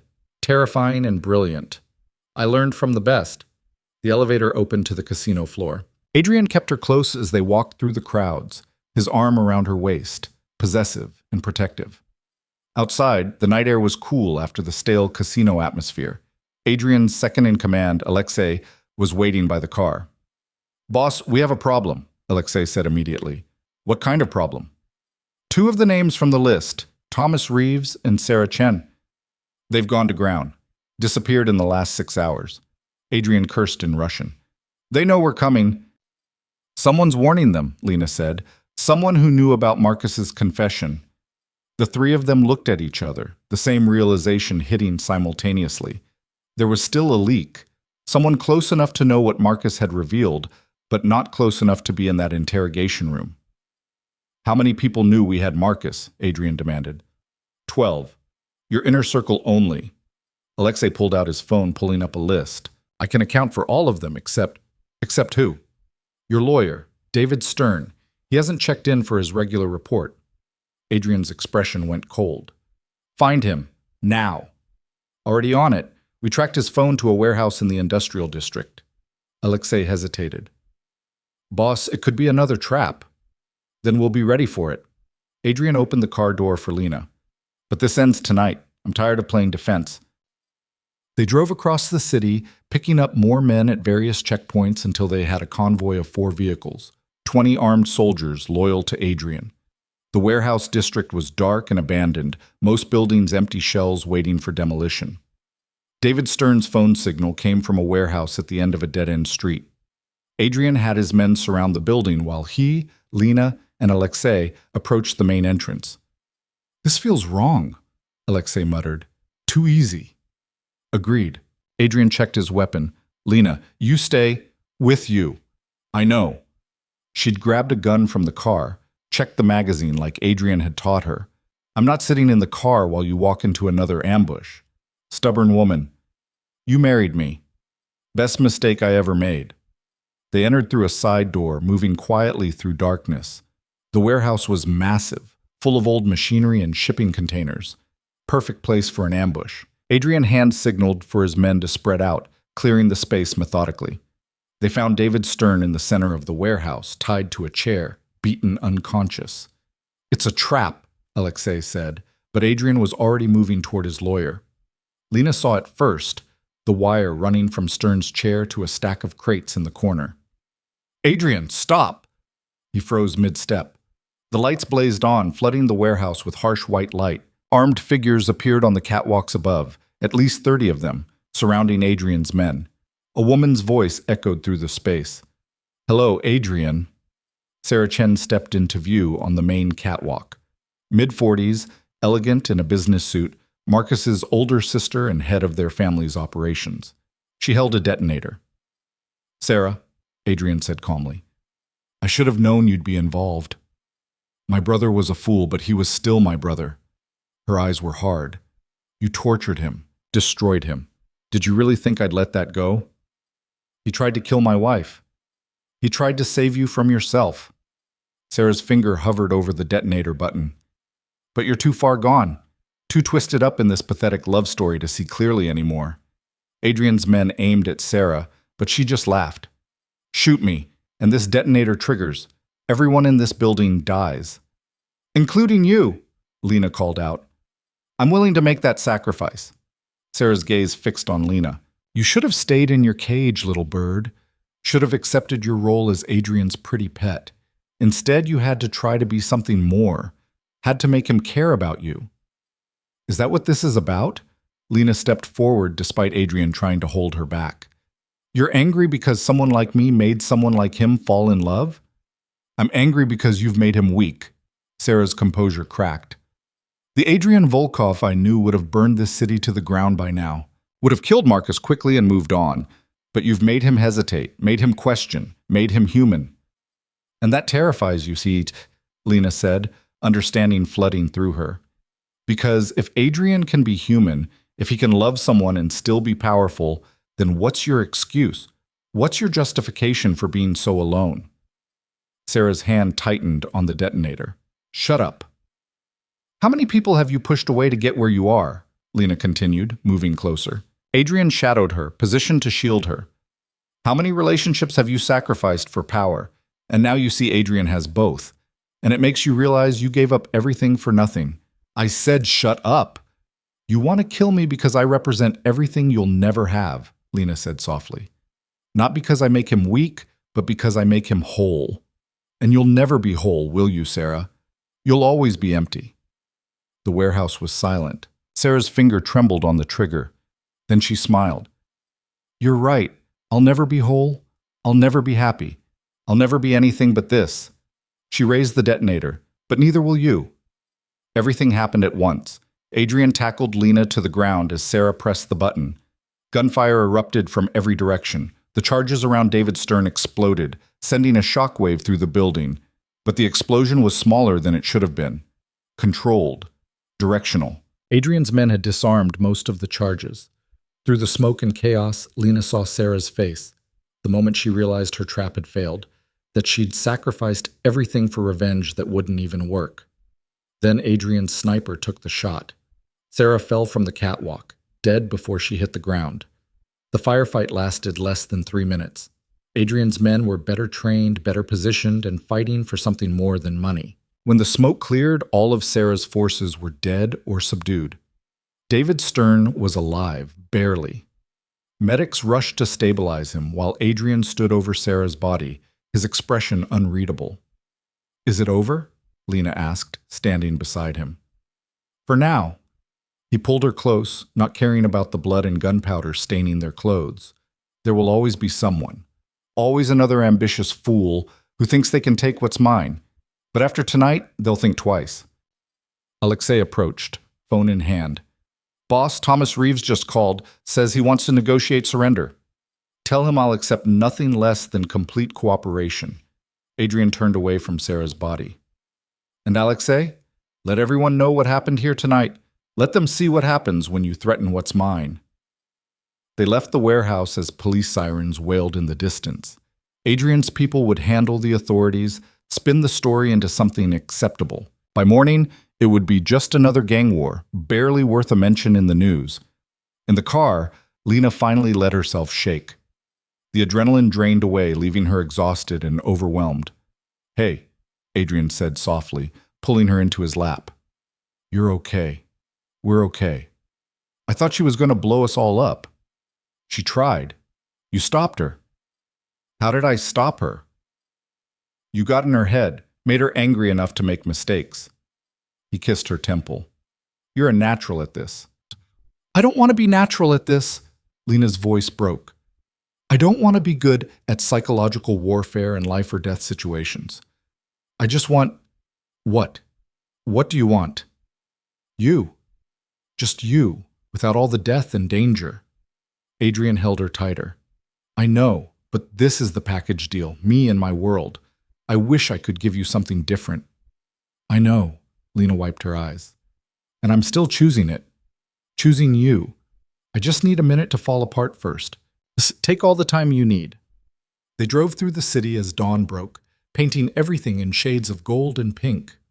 By the time they reached the penthouse, Lena had pulled herself together, though Adrian kept her close as they rode the elevator up. Inside, he ran her a bath, helped her undress, cleaned the cut on her neck that had reopened during the fight. His hands were gentle, reverent, treating her like something precious. I'm not going to break, she said. I know. But let me take care of you anyway. She sank into the hot water while Adrian sat on the floor beside the tub, his hand trailing lazy patterns on her shoulder. Thomas Reeves is the last one, he said quietly. After him, everyone involved in the conspiracy is dead or handled. What happens then? Then we rebuild. Make it clear to everyone that you're not a weakness to exploit. You're a red line never to be crossed. He met her eyes. And then, if you still want to, we get married again. Properly this time. Lena caught his hand, bringing it to her lips. I still want to. Even after tonight? After everything you've seen? Especially after tonight. She smiled tiredly. Because you were right on the island. This is your world, our world now. And I'd rather face it with you than be safe without you.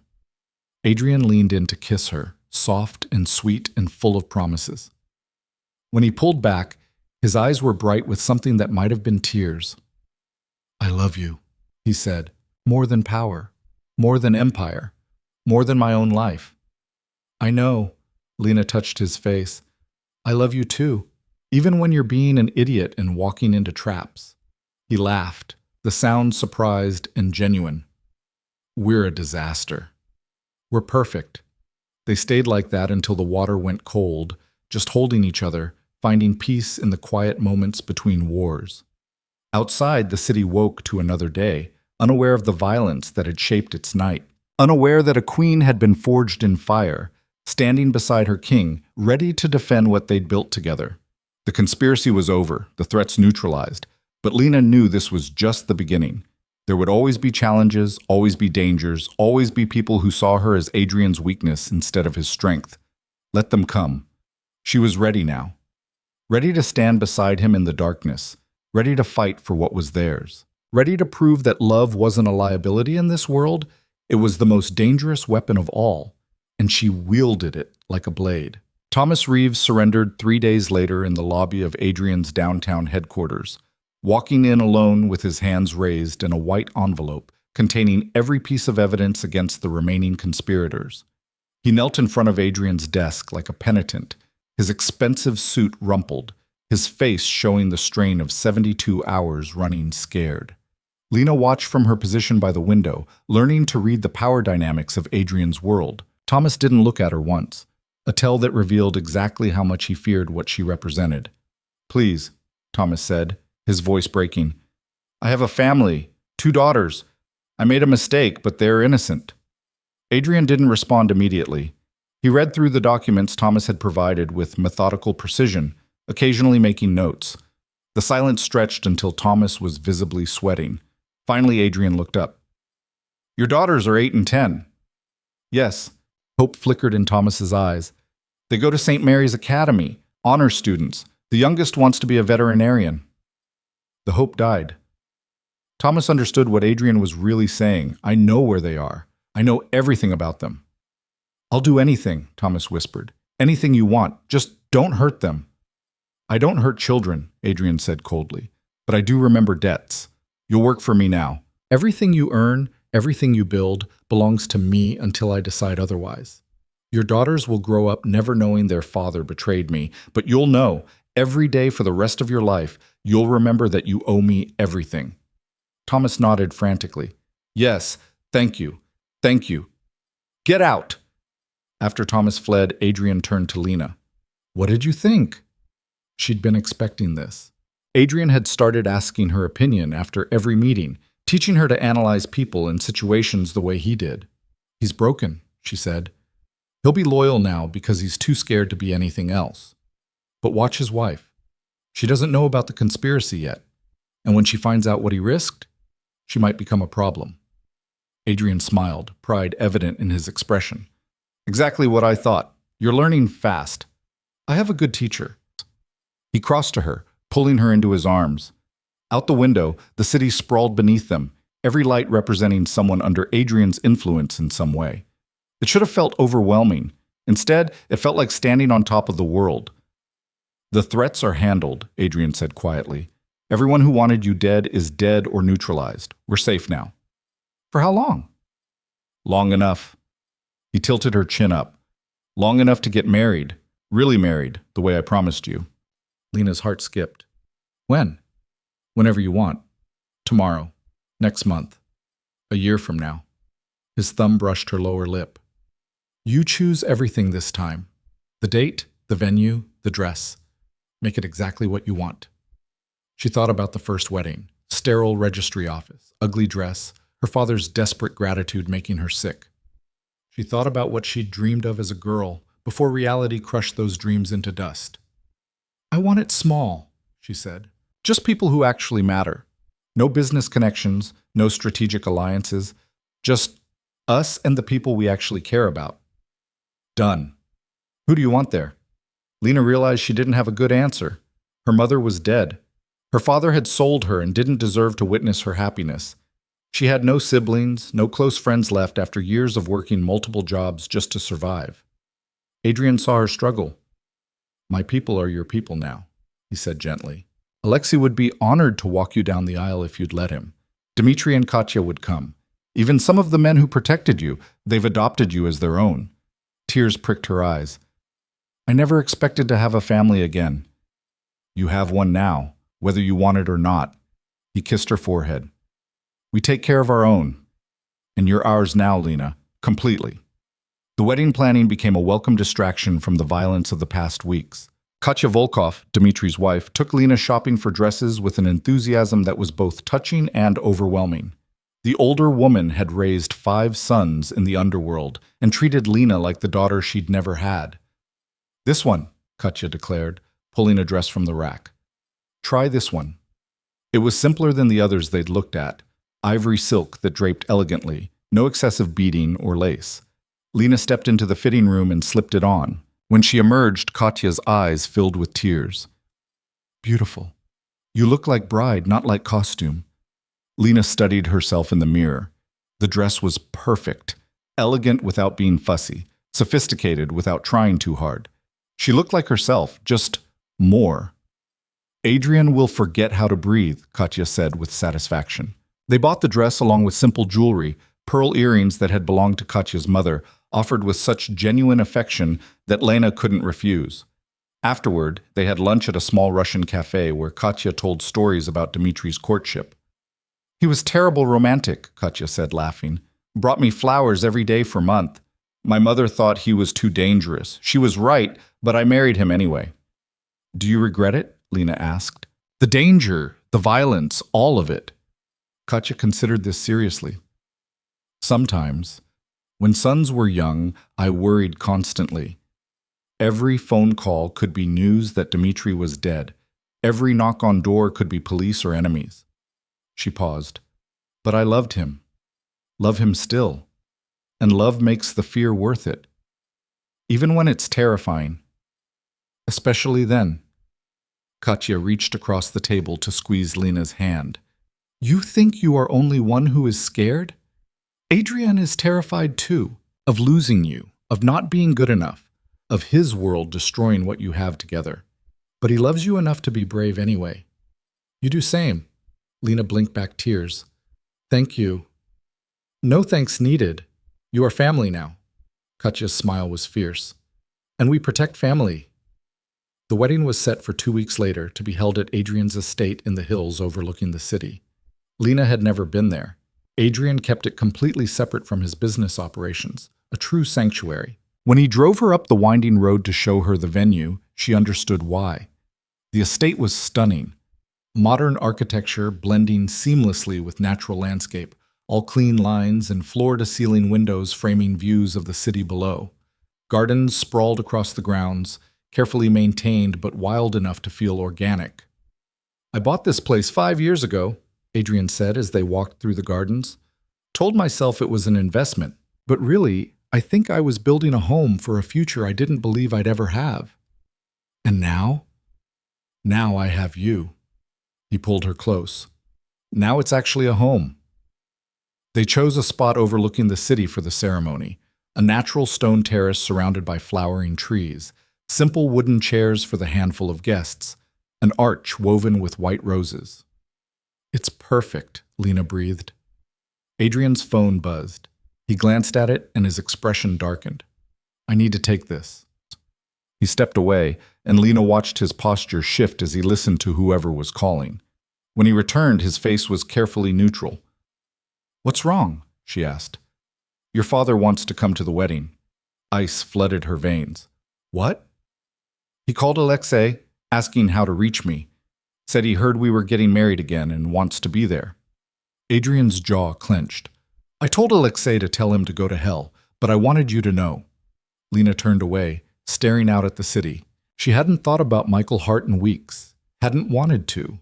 The man who'd raised her had died years ago, replaced by a desperate stranger who gambled away everything, including his daughter. He sold me, she said quietly. He looked at me and saw a way to erase his debts, and he didn't hesitate. I know. And now he wants to what? Play proud father? Pretend he didn't trade me like livestock? Adrian moved behind her, hands gentle on her shoulders. What do you want to do? I want... Lena stopped, surprised by the answer forming in her mind. I want to see him. One last time. Are you sure? No, but I need to. She turned to face Adrian. I need to look him in the eye and tell him exactly what he did, what he cost me, and then I need to close that door forever. Adrian studied her face. Okay, I'll arrange it. But I'm there with you, non-negotiable. I wouldn't have it any other way. They met Michael Hart 2 days later in a neutral location, a cafe Adrian's people had cleared of other customers. Lena's father looked older than she remembered, worn down by whatever he'd been doing since selling her. He stood when they entered, his smile nervous. Lena, sweetheart, you look... Don't. Her voice cut like glass. Don't call me sweetheart. Don't pretend we're family. We're not anymore. Michael's smile faltered. I know you're angry. Angry? Lena laughed bitterly. I'm not angry. Anger would mean I still care enough to feel something. I'm just... done. Please, let me explain. Explain what? How you looked at your only daughter and saw dollar signs? How you sold me to pay for your gambling addiction? She stepped closer. Do you have any idea what you did? What you put me through? I didn't have a choice, Michael said desperately. They were going to kill me. So you let them take me instead. Lena's voice shook. You chose your life over mine, your comfort over my freedom. And you didn't even have the decency to feel guilty about it. Michael's face crumpled. I did feel guilty. I do.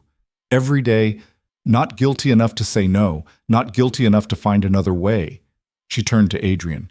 Tell him what you offered before the marriage. Adrian spoke coldly.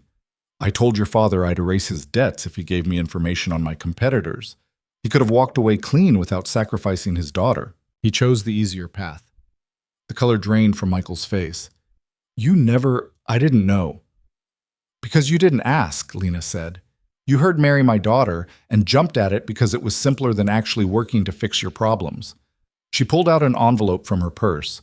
This is everything you're getting from me. Ever. Michael opened it with shaking hands. Inside was a check, enough to live modestly for several years if he was careful. That's more than you deserve, Lena continued, but I won't have it said that I left my father destitute. Take the money. Disappear. Get help for your addiction. Build a life somewhere else. Her voice went hard.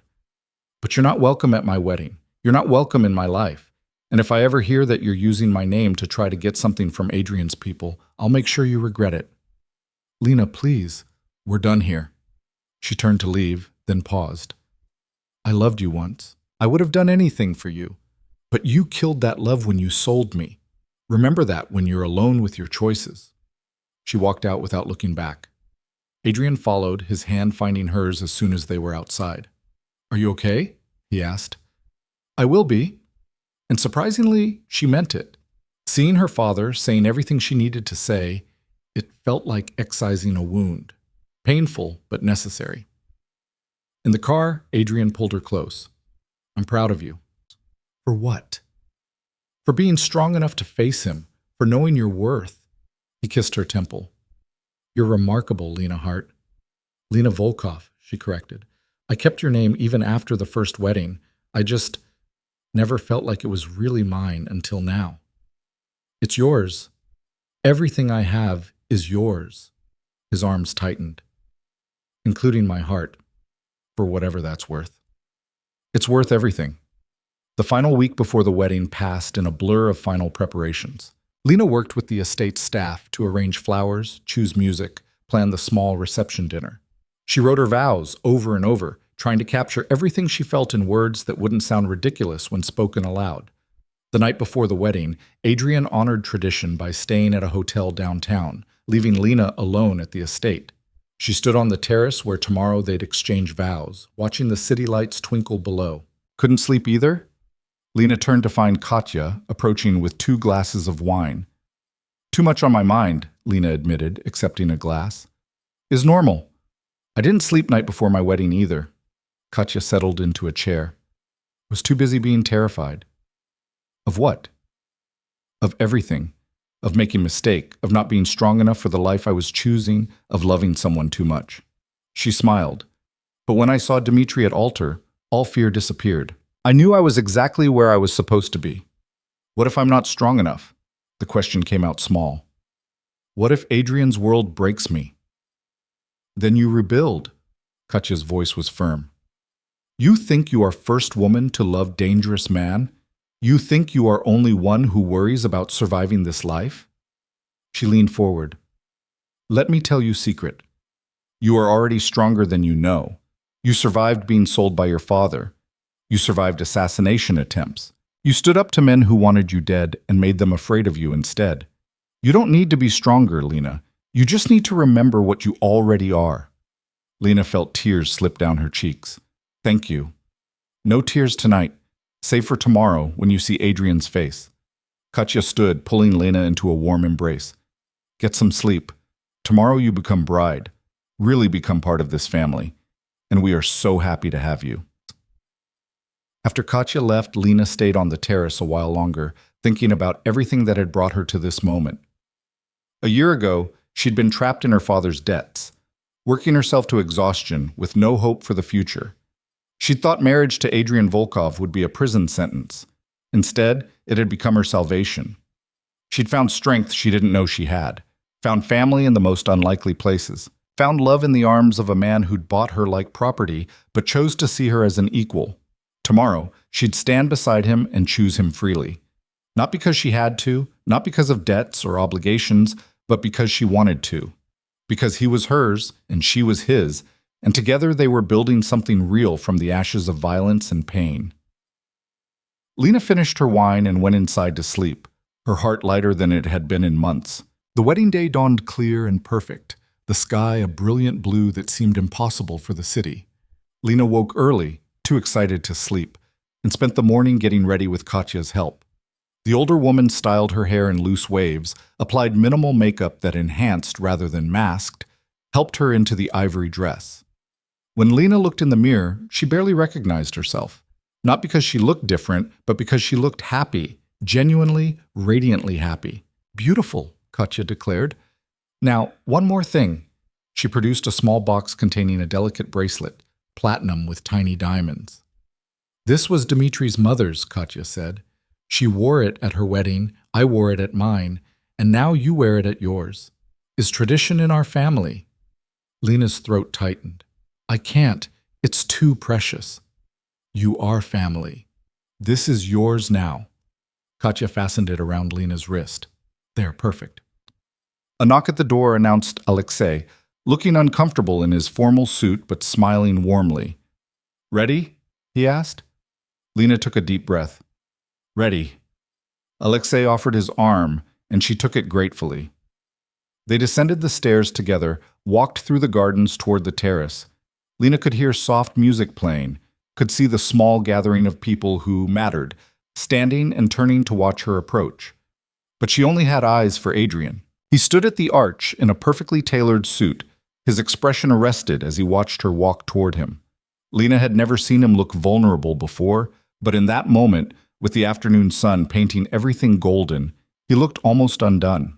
When she reached him, Alexei placed her hand in Adrian's with a murmured blessing in Russian. Then he stepped back, and it was just the two of them standing before the officiant while the city sprawled below and witnesses watched from nearby chairs. The ceremony was simple. The officiant spoke briefly about commitment and choice. Then it was time for vows. Adrian went first, his voice steady despite the emotion in his eyes. "Lena, when I first saw you, I thought I wanted to possess you, to own something beautiful in a world of ugliness. I was wrong. You can't possess wildfire. You can't own the ocean. You can only stand in awe of it and hope it doesn't destroy you." He paused, gathering himself. "You've changed me in ways I never thought possible. You've made me want to be better, do better, fight harder for something beyond just survival. I can't promise you safety. My world is too dangerous for that. But I can promise you this. I will fight for you with everything I have. I will protect you with my last breath. I will love you until the day I die and possibly beyond. You are my heart, Lena. And I'm honored that you've chosen to give me yours." Lena's hands shook as she began her own vows. "Adrian, you bought me thinking I was merchandise, something to be owned and controlled. But you gave me something my own father never did. You gave me a choice. Every day since we came back from the island, you've asked me to choose you freely. And every day, I do. I choose your darkness and your light. I choose your violence and your tenderness. I choose the empire you've built and the man you are beneath it all." She squeezed his hands. "I choose you, Adrian Volkov, not because I have to, but because I can't imagine choosing anyone else. You're my home, my family, my future, and I'll stand beside you through whatever comes for as long as you'll have me." "Forever," Adrian said roughly. "I'll have you forever." The officiant smiled. "Then by the power vested in me, I now pronounce you husband and wife. You may kiss your bride." Adrian pulled her close, and this kiss was different from all the others. This was a promise, a beginning, a declaration of war against anyone who would try to tear them apart. Lena kissed him back with everything she had, pouring all her love and hope and determination into the connection. When they finally broke apart, their small gathering erupted in applause. Dmitri's booming voice called out congratulations in Russian, and Katya was openly weeping with joy. Even Alexei looked suspiciously misty-eyed. The reception was held in the estate's dining room, an intimate dinner with food that tasted like celebration. Dmitri gave a toast that was equal parts heartfelt and inappropriate, making everyone laugh. Katya followed with her own toast, blessing them in Russian and broken English. Then Adrian stood, glass in hand, and the room fell silent. I'm not good at speeches, he began. I'm better at threats and violence and making people afraid, but today, I want to say something different. He looked at Lena. I want to thank my wife for seeing past the monster to the man underneath, for choosing me when she had every reason to run, for being brave enough to stand in this world beside me. He raised his glass. To Lena, the strongest person I know, the only person who's ever made me want to be better, my wife, my queen, my everything. Everyone drank, and Lena stood to embrace him, not caring that everyone was watching. She'd spent so long making herself invisible, making herself small. No more. She was Lena Volkov now, wife to a crime lord, queen of an empire built on violence and power, and she'd never felt more like herself. As the sun set over the city and the celebration continued around them, Adrian pulled her onto the terrace for a moment of quiet. They stood wrapped in each other's arms, watching the lights come on below. No regrets? Adrian asked softly. Not one. Lena looked up at him. You? My only regret is not finding you sooner. He kissed her forehead. But we have now. We have the rest of our lives. What happens next? Whatever we want. His arms tightened. We've dealt with the threats, secured the empire. Now we build our life. On our terms. Lena thought about that.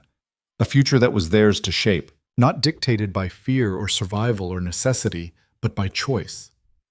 I want to do something, she said suddenly. What? Something good. Something that matters beyond just business and territory. She pulled back to look at him. Remember I told you I wanted to be a teacher?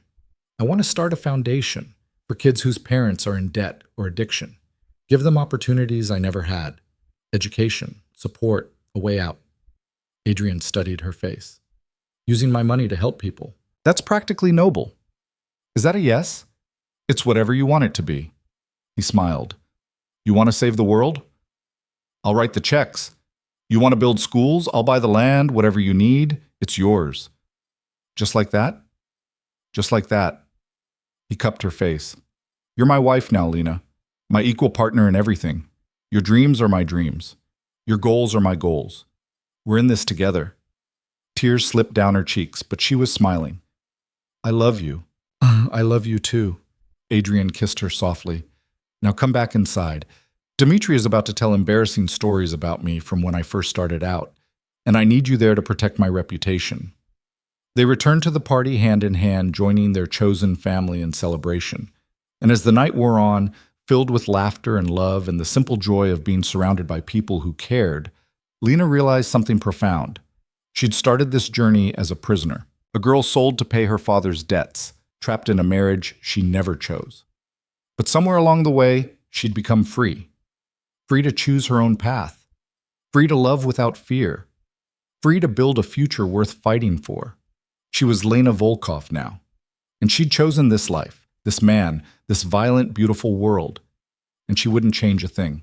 The foundation launched 6 months after the wedding, housed in a renovated building in the heart of the city where kids who needed it most could actually reach it. Lena named it Second Chances because that's what she'd gotten and what she wanted to give others. Adrian wrote the initial check without blinking, then quietly arranged for several of his legitimate businesses to funnel profits into the organization's endowment. On opening day, Lena stood in the bright, welcoming lobby surrounded by donated books and new computers, watching families arrive for the first time. A single mother with 3 kids, all of them wearing clothes that had been washed too many times. A father whose hands shook with early withdrawal, bringing his daughter who wanted to learn piano. Teenagers who'd been failed by every system meant to protect them. She saw herself in all of them. This is good, Adrian said quietly, standing beside her in the one suit he owned that didn't scream danger. He was trying to look approachable, though his security detail positioned throughout the building somewhat undermined the effect. It's a start. Lena watched a little girl discover the art supplies, her face lighting up with wonder. We're going to help a lot of kids. You're going to help them, Adrian corrected. This is your vision. Built with your money. Our money. He took her hand. Everything I have is ours, remember? The first year was harder than Lena expected. Building programs, hiring staff, navigating the bureaucracy of nonprofit work while also being married to a man whose very name made officials nervous. Some funding sources dried up when they learned about Adrian's involvement.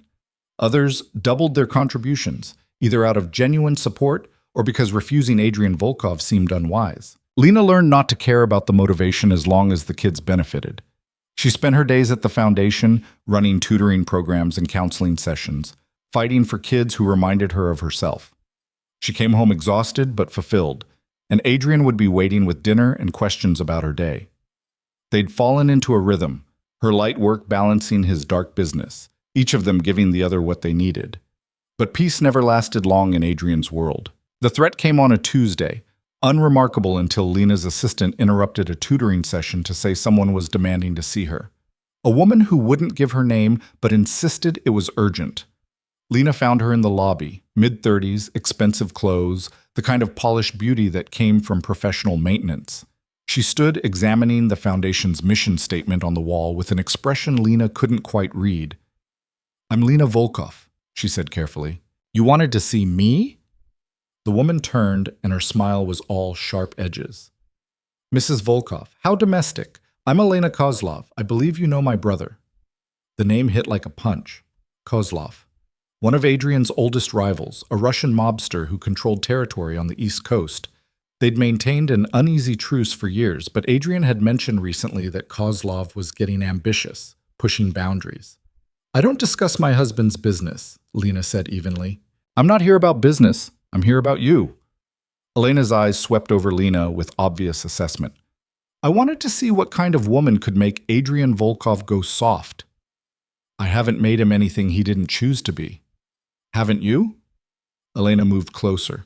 A year ago, Adrian was untouchable, ruthless. Now he's playing house and funding charities. You've neutered him. Lena felt anger flash hot and bright. "You came all this way to insult me?" "I came to deliver a message." Elena's smile widened. "My brother is tired of Adrian's recent weakness. He's planning to take advantage of it. And when he does, all of this," she gestured around the foundation, "all these children you're trying to save, they'll be collateral damage unless you leave." "Excuse me?" "Leave Adrian, divorce him, disappear. Do it publicly, make it messy, break his heart if you can." Elena's voice was casual, like discussing the weather.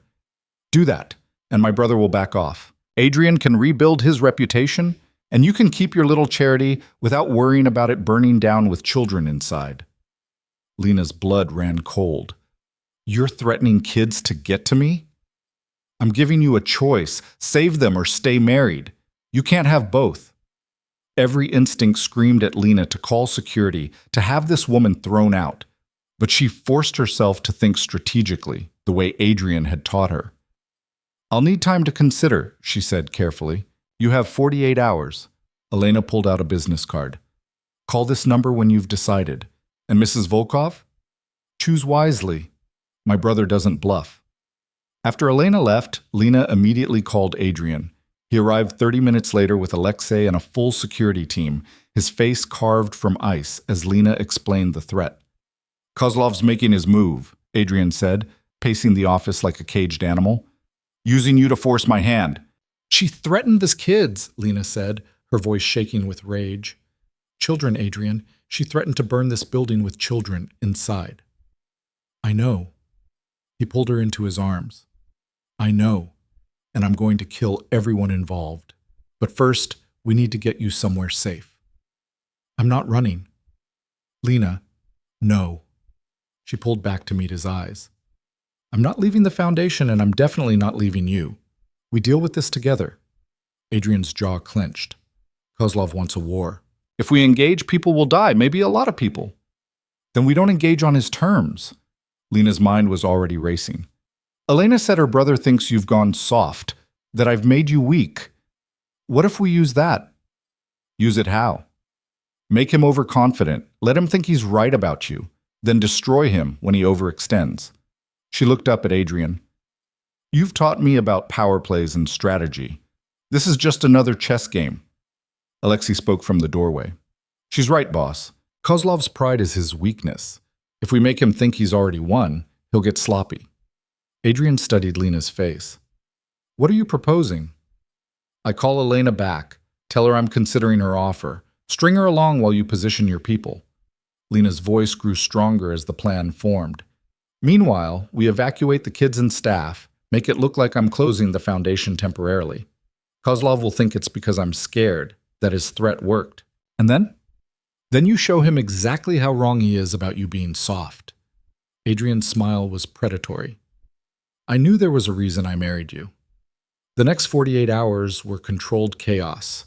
Lena called parents, explained there was a facility issue requiring temporary closure, arranged for the kids to continue their programs at partner organizations.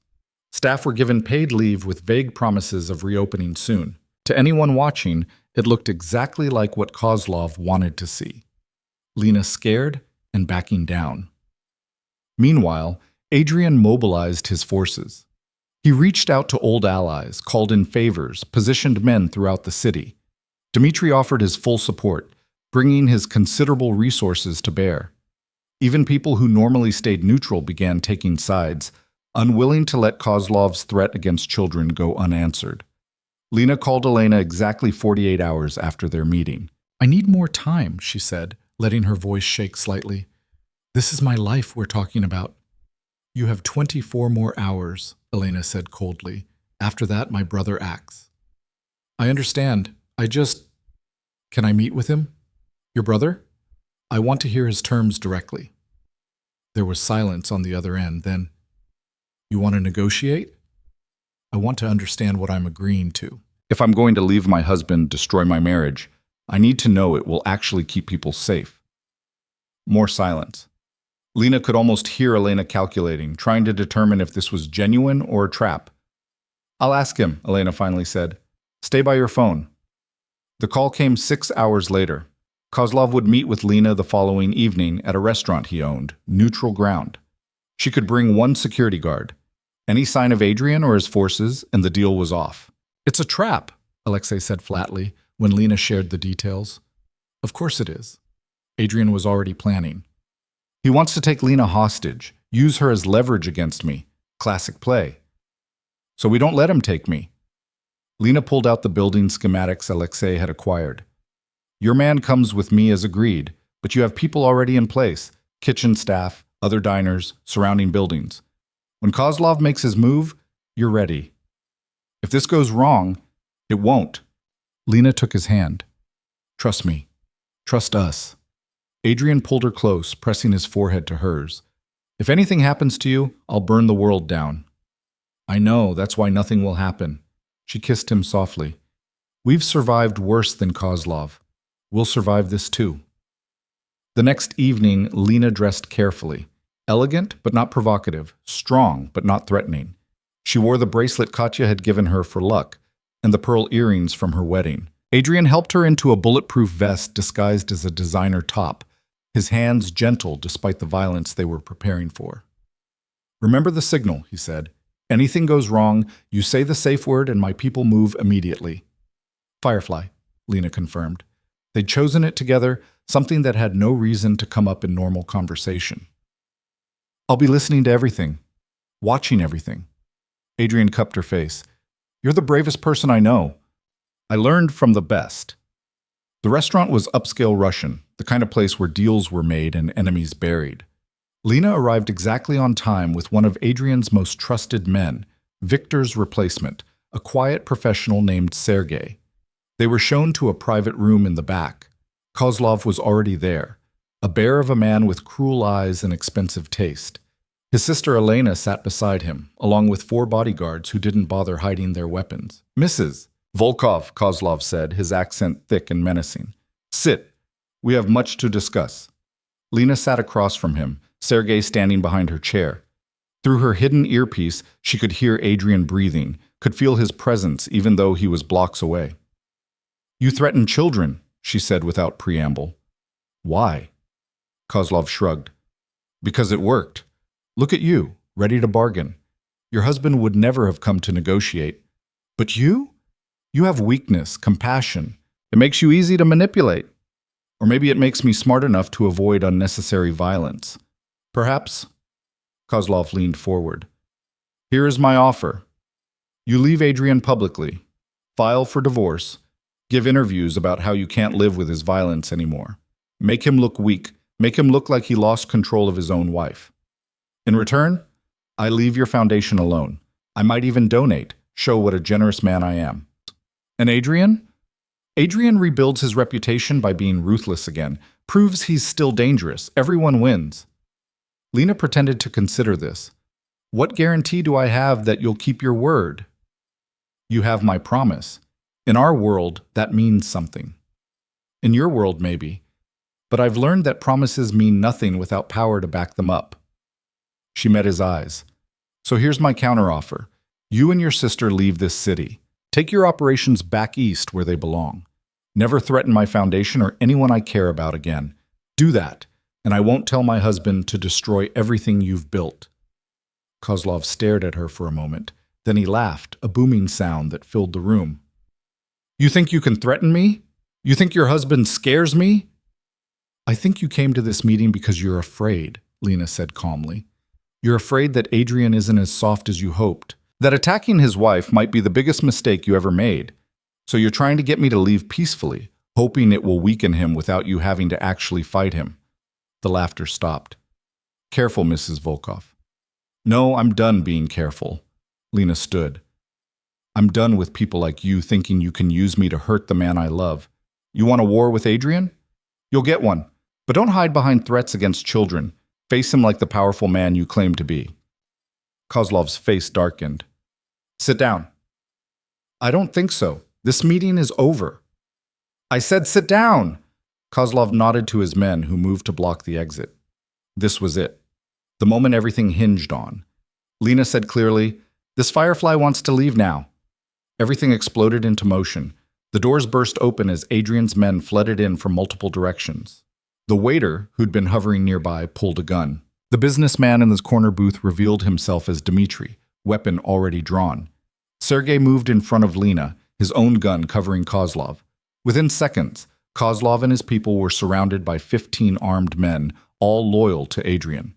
Then Adrian himself walked through the door. He looked magnificent and terrifying, dressed all in black, moving with lethal purpose. His eyes swept the room, cataloging threats, before settling on Lena. Are you hurt? He asked. I'm fine. Good. He turned to Kozlov. You threatened my wife, threatened children under her protection. Did you really think I'd let that stand? Kozlov's face was purple with rage. You violate neutral ground.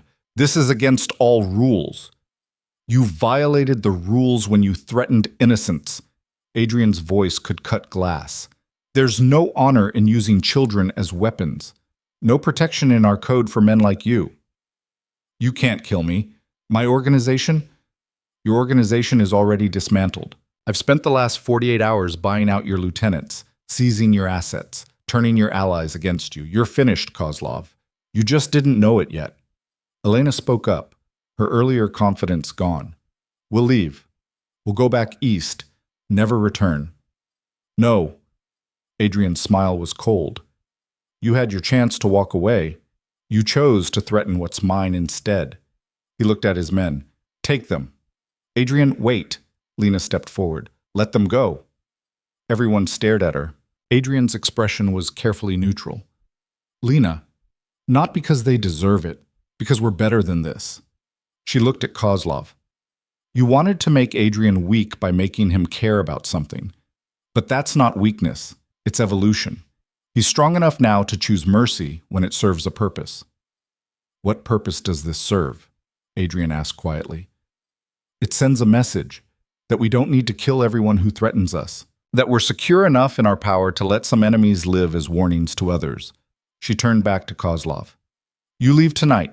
You liquidate all your holdings in this city and donate the proceeds to foundations that help at-risk youth. You spend the rest of your life knowing you're alive only because I convinced my husband to spare you. And if you ever threaten anyone I care about again, I'll let him finish what he started. Kozlov looked between them, clearly calculating odds. Finally, he nodded. Agreed. Say it, Adrian commanded. Say you owe your life to my wife's mercy. The words clearly tasted like poison, but Kozlov forced them out. I owe my life to Mrs. Volkov's mercy. Good. Adrian gestured to his men. Escort them to the airport. Make sure they get on a plane heading east. If either of them is still in California by sunrise, kill them. After Kozlov and Elena were removed, Adrian crossed to Lena and pulled her into his arms. That was either the smartest thing you've ever done or the most dangerous. Maybe both. Lena melted into his embrace. But it felt right. We don't need to be monsters anymore. I'll always be a monster. No. She pulled back to look at him. You'll always be capable of monstrous things. There's a difference. And choosing when not to be that monster, that's real power. Adrian kissed her deeply, not caring about their audience. When he finally pulled back, his eyes were bright with something that might have been tears. How did I get so lucky? He murmured. You bought me, remember? Best investment I ever made. They left the restaurant surrounded by Adrian's people, driving back to the estate in comfortable silence. The threat was over. Kozlov would leave and never return, not out of honor, but out of fear, and the understanding that he'd been completely outmaneuvered. Back home, Lena stood on their terrace overlooking the city while Adrian made calls, ensuring Kozlov's departure went smoothly. When he finally joined her, he wrapped his arms around her from behind. The foundation can reopen, he said. I've tripled security. No one will threaten those kids again. Thank you. You don't need to thank me. They're under our protection now. Anyone who touches them answers to me. He paused. To us. Lena turned in his arms. I've been thinking. About? About what we do next. We've built the foundation. We've dealt with the threats. We've proven we can survive in this world together. She smiled. What if we did more? What did you have in mind? What if we changed things? Really changed them? You have power, resources, connections. What if we use them not just to maintain your empire, but to make it better? Cleaner operations. Better treatment of the people who work for you. Actually helping communities instead of just bleeding them dry. Adrian studied her face. You want me to go legitimate. I want us to evolve. You're not the same man who bought me a year ago. You've grown, changed. Your empire should change too. She touched his face. I'm not asking you to become someone you're not, just to be intentional about who you're becoming. He was quiet for a long moment. It would take years, maybe decades, and there would still be violence, still be danger. I know, but we'd be building something sustainable, something that could outlive us. Her hand moved to her stomach in an unconscious gesture. Something our children could be proud of. Adrian's eyes widened. Children? Lena smiled. Not yet, but someday. And when that day comes, I want them to inherit an empire worth having. Not just power and fear, but something real. Something good. Adrian pulled her close, his heart hammering against her ear. You want to have my children? Eventually. If you want that too. I want everything with you. His voice was rough with emotion. A future, a family, a life that's more than just surviving. I want it all. Then let's build it, together. They stood holding each other as the city lights glittered below, two people who'd found each other in darkness and chosen to create light. The path ahead wouldn't be easy. Adrian's world never was. But they'd proven they could survive it, could thrive in it, could reshape it to fit their vision. Over the next year, changes began to ripple through Adrian's organization. Illegal operations were gradually shut down or converted to legitimate businesses. Protection rackets became actual security services. Money laundering networks transformed into proper investment firms. It wasn't perfect. Some things couldn't be cleaned up entirely. But it was progress.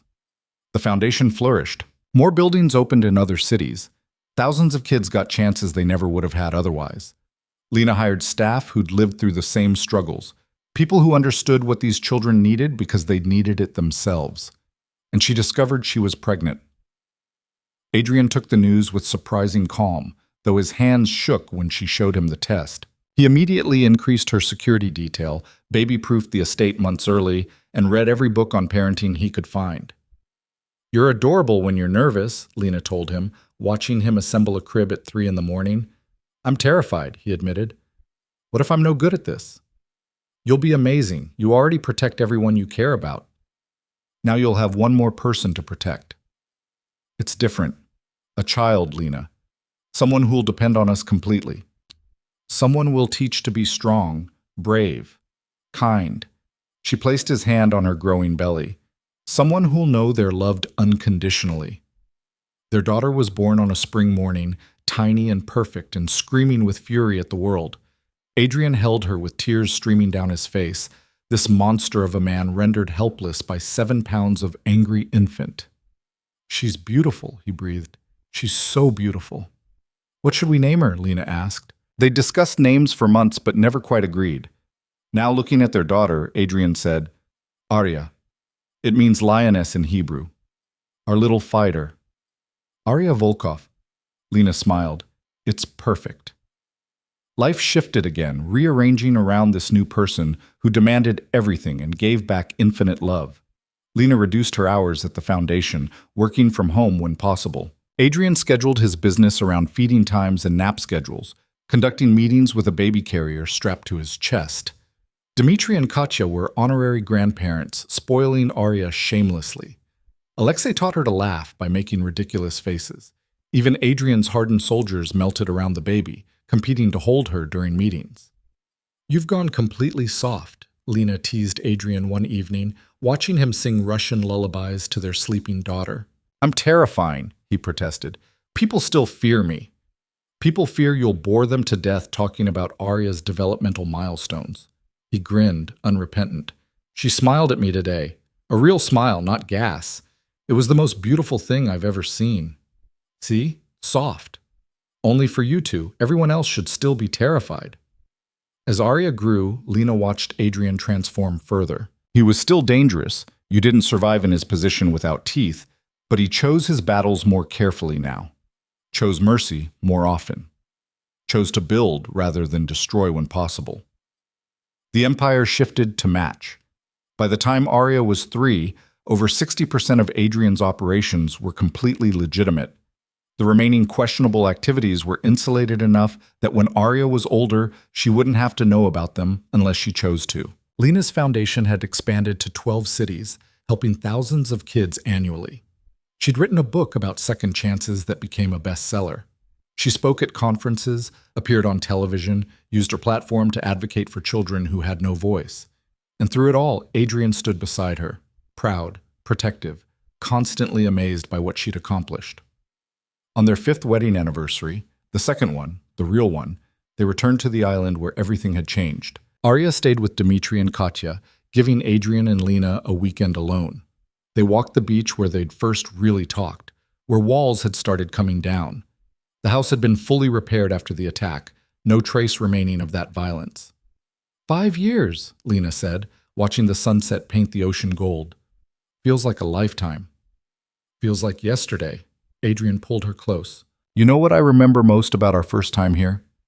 What? The moment I realized I was in love with you. Really in love, not just wanting or possessing. It was when you were floating in the ocean, staring at the sky, and you said you felt alive for the first time in years. He smiled. I wanted to make you feel that way forever. You have. Every single day. You make me feel alive. Even when I'm being overprotective and paranoid? Especially then. It means you care. She turned to face him. Do you ever regret it? This life we've built? Sometimes I wonder if you missed the simplicity of before, when it was just you and your empire. Never. Adrian's voice was fierce. You gave me something I didn't know existed, purpose beyond power, love without conditions, a family I actually want to protect instead of just controlling. He cupped her face. You saved me, Lena. From becoming something so dark I wouldn't have recognized myself. We saved each other. Yeah, we did. They made love as the sun set, slow and tender, a celebration of everything they'd survived and everything they'd built. Afterward, lying tangled together in silk sheets, Lena said, I want another baby. Adrian propped himself up on one elbow. Yeah? Arya should have a sibling, someone to grow up with, someone to share this world we're building. Another chance for me to be a terrified first-time parent? You're a wonderful father. And you'll be wonderful with the next one, too. She smiled. Besides, I want Arya to know she's not alone. that she has family who'll stand with her no matter what, like we stand with each other. Exactly like that. Their son was born 18 months later, quiet, where Arya was loud, contemplative, where she was fierce. They named him Dmitri after their friend, a name that meant follower of Demeter, goddess of harvest and protection. With 2 children, life became beautifully chaotic. The estate filled with laughter and crying and the constant noise of family. Adrian's meetings were frequently interrupted by small people demanding attention. Lena's foundation work was scheduled around school pickups and bedtime routines, and somehow, through it all, they made it work. The empire continued evolving. By the time Dmitri was 5 and Arya was 7, Adrian had divested from almost everything illegal. He maintained just enough dangerous connections to protect what was his, but the bulk of his wealth came from legitimate investments and businesses. They weren't saints, they'd never be saints, but they were better than they'd been. Lena stood in the Foundation's newest building, watching kids stream in for after-school programs, and felt overwhelming gratitude for this life, for this second chance, for the man who'd bought her as property and chosen to see her as a partner instead. Adrian came up behind her, wrapping his arms around her waist. Thinking deep thoughts? Thinking about how far we've come, how different everything is from that first wedding. When you looked at me like I was a death sentence, you were a death sentence to the person I was before. She leaned back against him. But you were also a beginning, the start of something I never imagined possible. Us? Us. This family. This life we've built from nothing but violence and determination and love. She turned to face him. I spent so long thinking I was trapped, that being sold to you meant my life was over. But really, it was just starting. I'm glad you stayed, Adrian said quietly. I'm glad you gave me a chance to prove I could be more than the monster who bought you. You proved it every day. You're still proving it. They stood watching the kids, some who reminded Lena of herself, desperate and scared and hoping for rescue. She'd been them once, and now she got to be the person who helped them find their way out. Do you think they'll understand? Adrian asked suddenly. When Arya and Dmitri are older, when they learn about everything we did, everything we were, do you think they'll understand why? I think we'll raise them to understand that people are complicated, that good and bad aren't as simple as children's stories make them seem. Lena squeezed his hand. And I think they'll see that we chose to be better, that we used power to protect instead of destroy. That matters more than where we started. I hope you're right. I am right. You'll see. That evening, they gathered for dinner at Dmitri and Katya's house, their extended family filling the massive dining room with noise and laughter. Arya sat on Dmitri's lap while he told stories that were definitely inappropriate for 7-year-olds but made her giggle anyway. Dmitri helped Katya set the table with serious concentration. Alexei taught both children a card game that Adrian suspected was actually gambling but didn't have the heart to stop. This was family, not blood. Most of them weren't related, but choice. People who'd survived the same darkness and come out the other side still capable of love. After dinner, after the kids were asleep upstairs under the watchful eyes of Dmitri's security, the adults gathered on the terrace with drinks and comfortable silence. I'm retiring, Dmitri announced suddenly. Everyone turned to stare. What? Adrian asked. I'm old, I'm tired, and I want to spend time with Katya while I still can. Dmitri smiled. You've shown me it's possible, Adrian, to step back from the darkness, to choose something different. What will you do? Travel. Spoil our grandchildren. He gestured at Arya and Dmitri. And maybe actually enjoy the money I've spent my life accumulating. Adrian raised his glass. To retirement. May it be everything you deserve. They all drank, and Lena felt something shift. A chapter closing, a new one beginning. The old guard stepping back, making room for whatever came next. Later, driving home through quiet streets with their children sleeping in the back seat, Adrian said, He's right, about stepping back. Are you thinking about retiring? Not entirely, but maybe differently. Let the legitimate businesses run themselves. Focus more on family, on actually living instead of just surviving. Lena took his hand. I think that sounds perfect. Yeah? Yeah.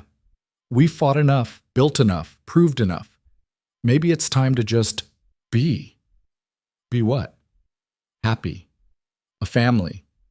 People who've earned their peace. Adrian brought her hand to his lips, kissing her knuckles. I love you. I love you too. The years continued to unfold, each one building on the last.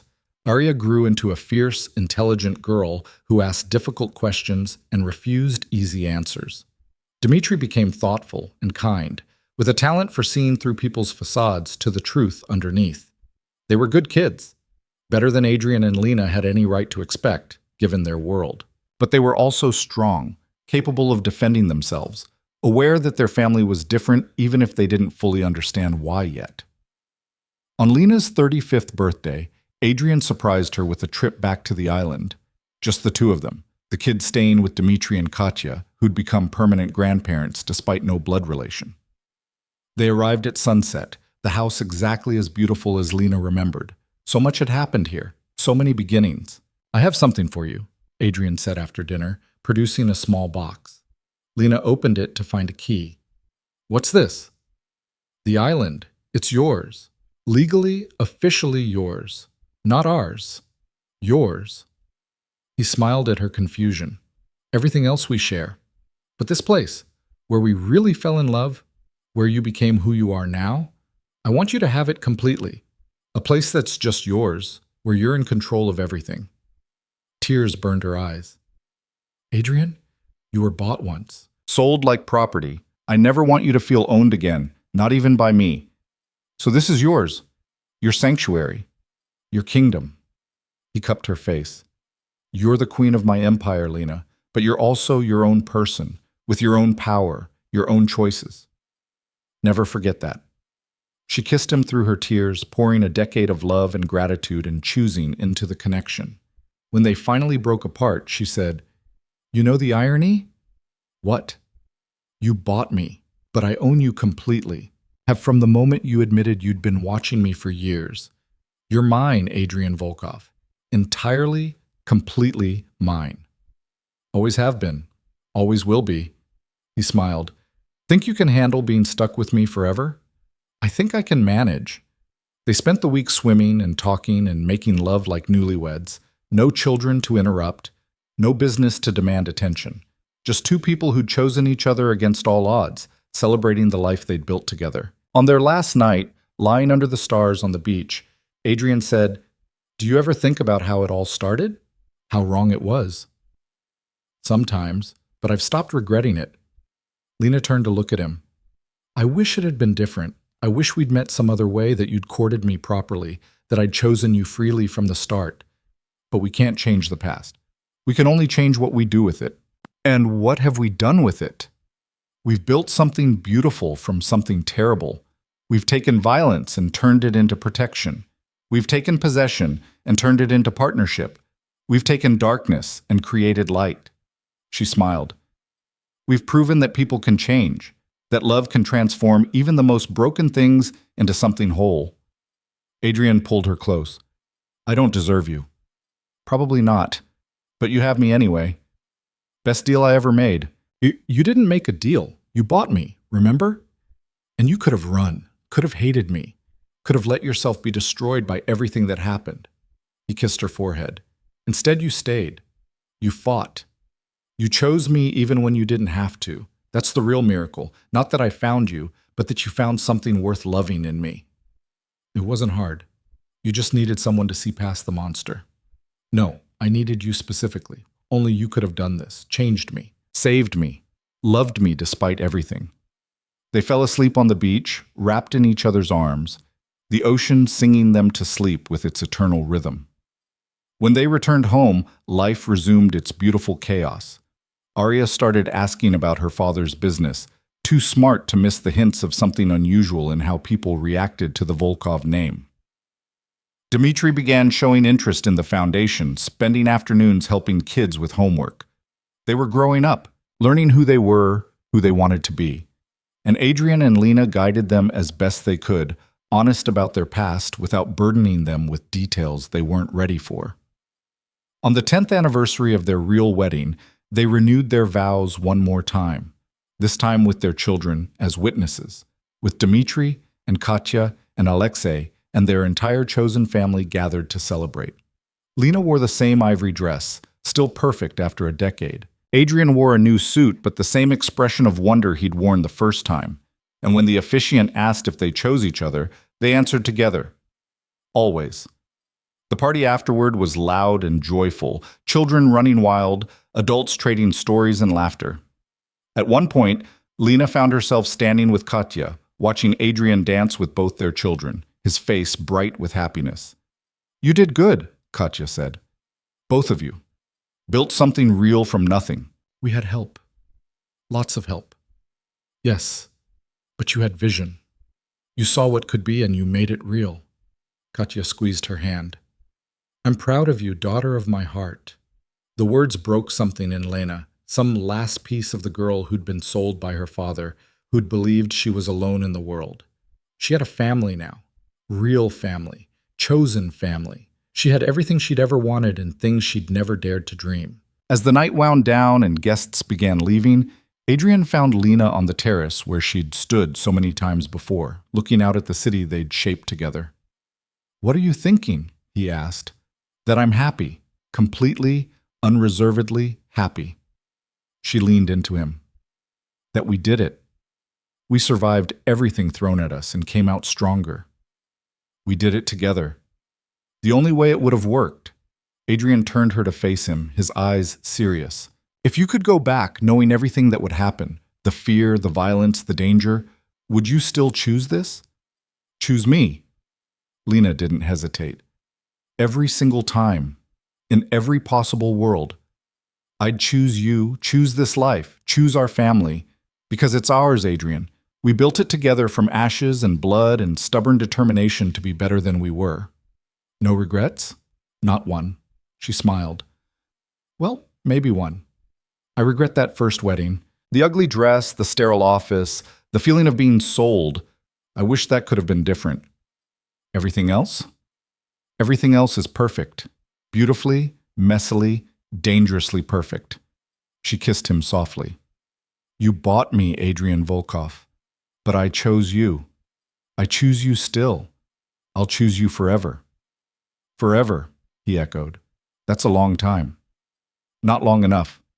They stood holding each other as the party continued inside, as their children laughed with their chosen grandparents, as the city glittered below like possibility made manifest. Two people who'd started as buyer and bought, monster and victim, had become partners, equals, lovers, parents, friends.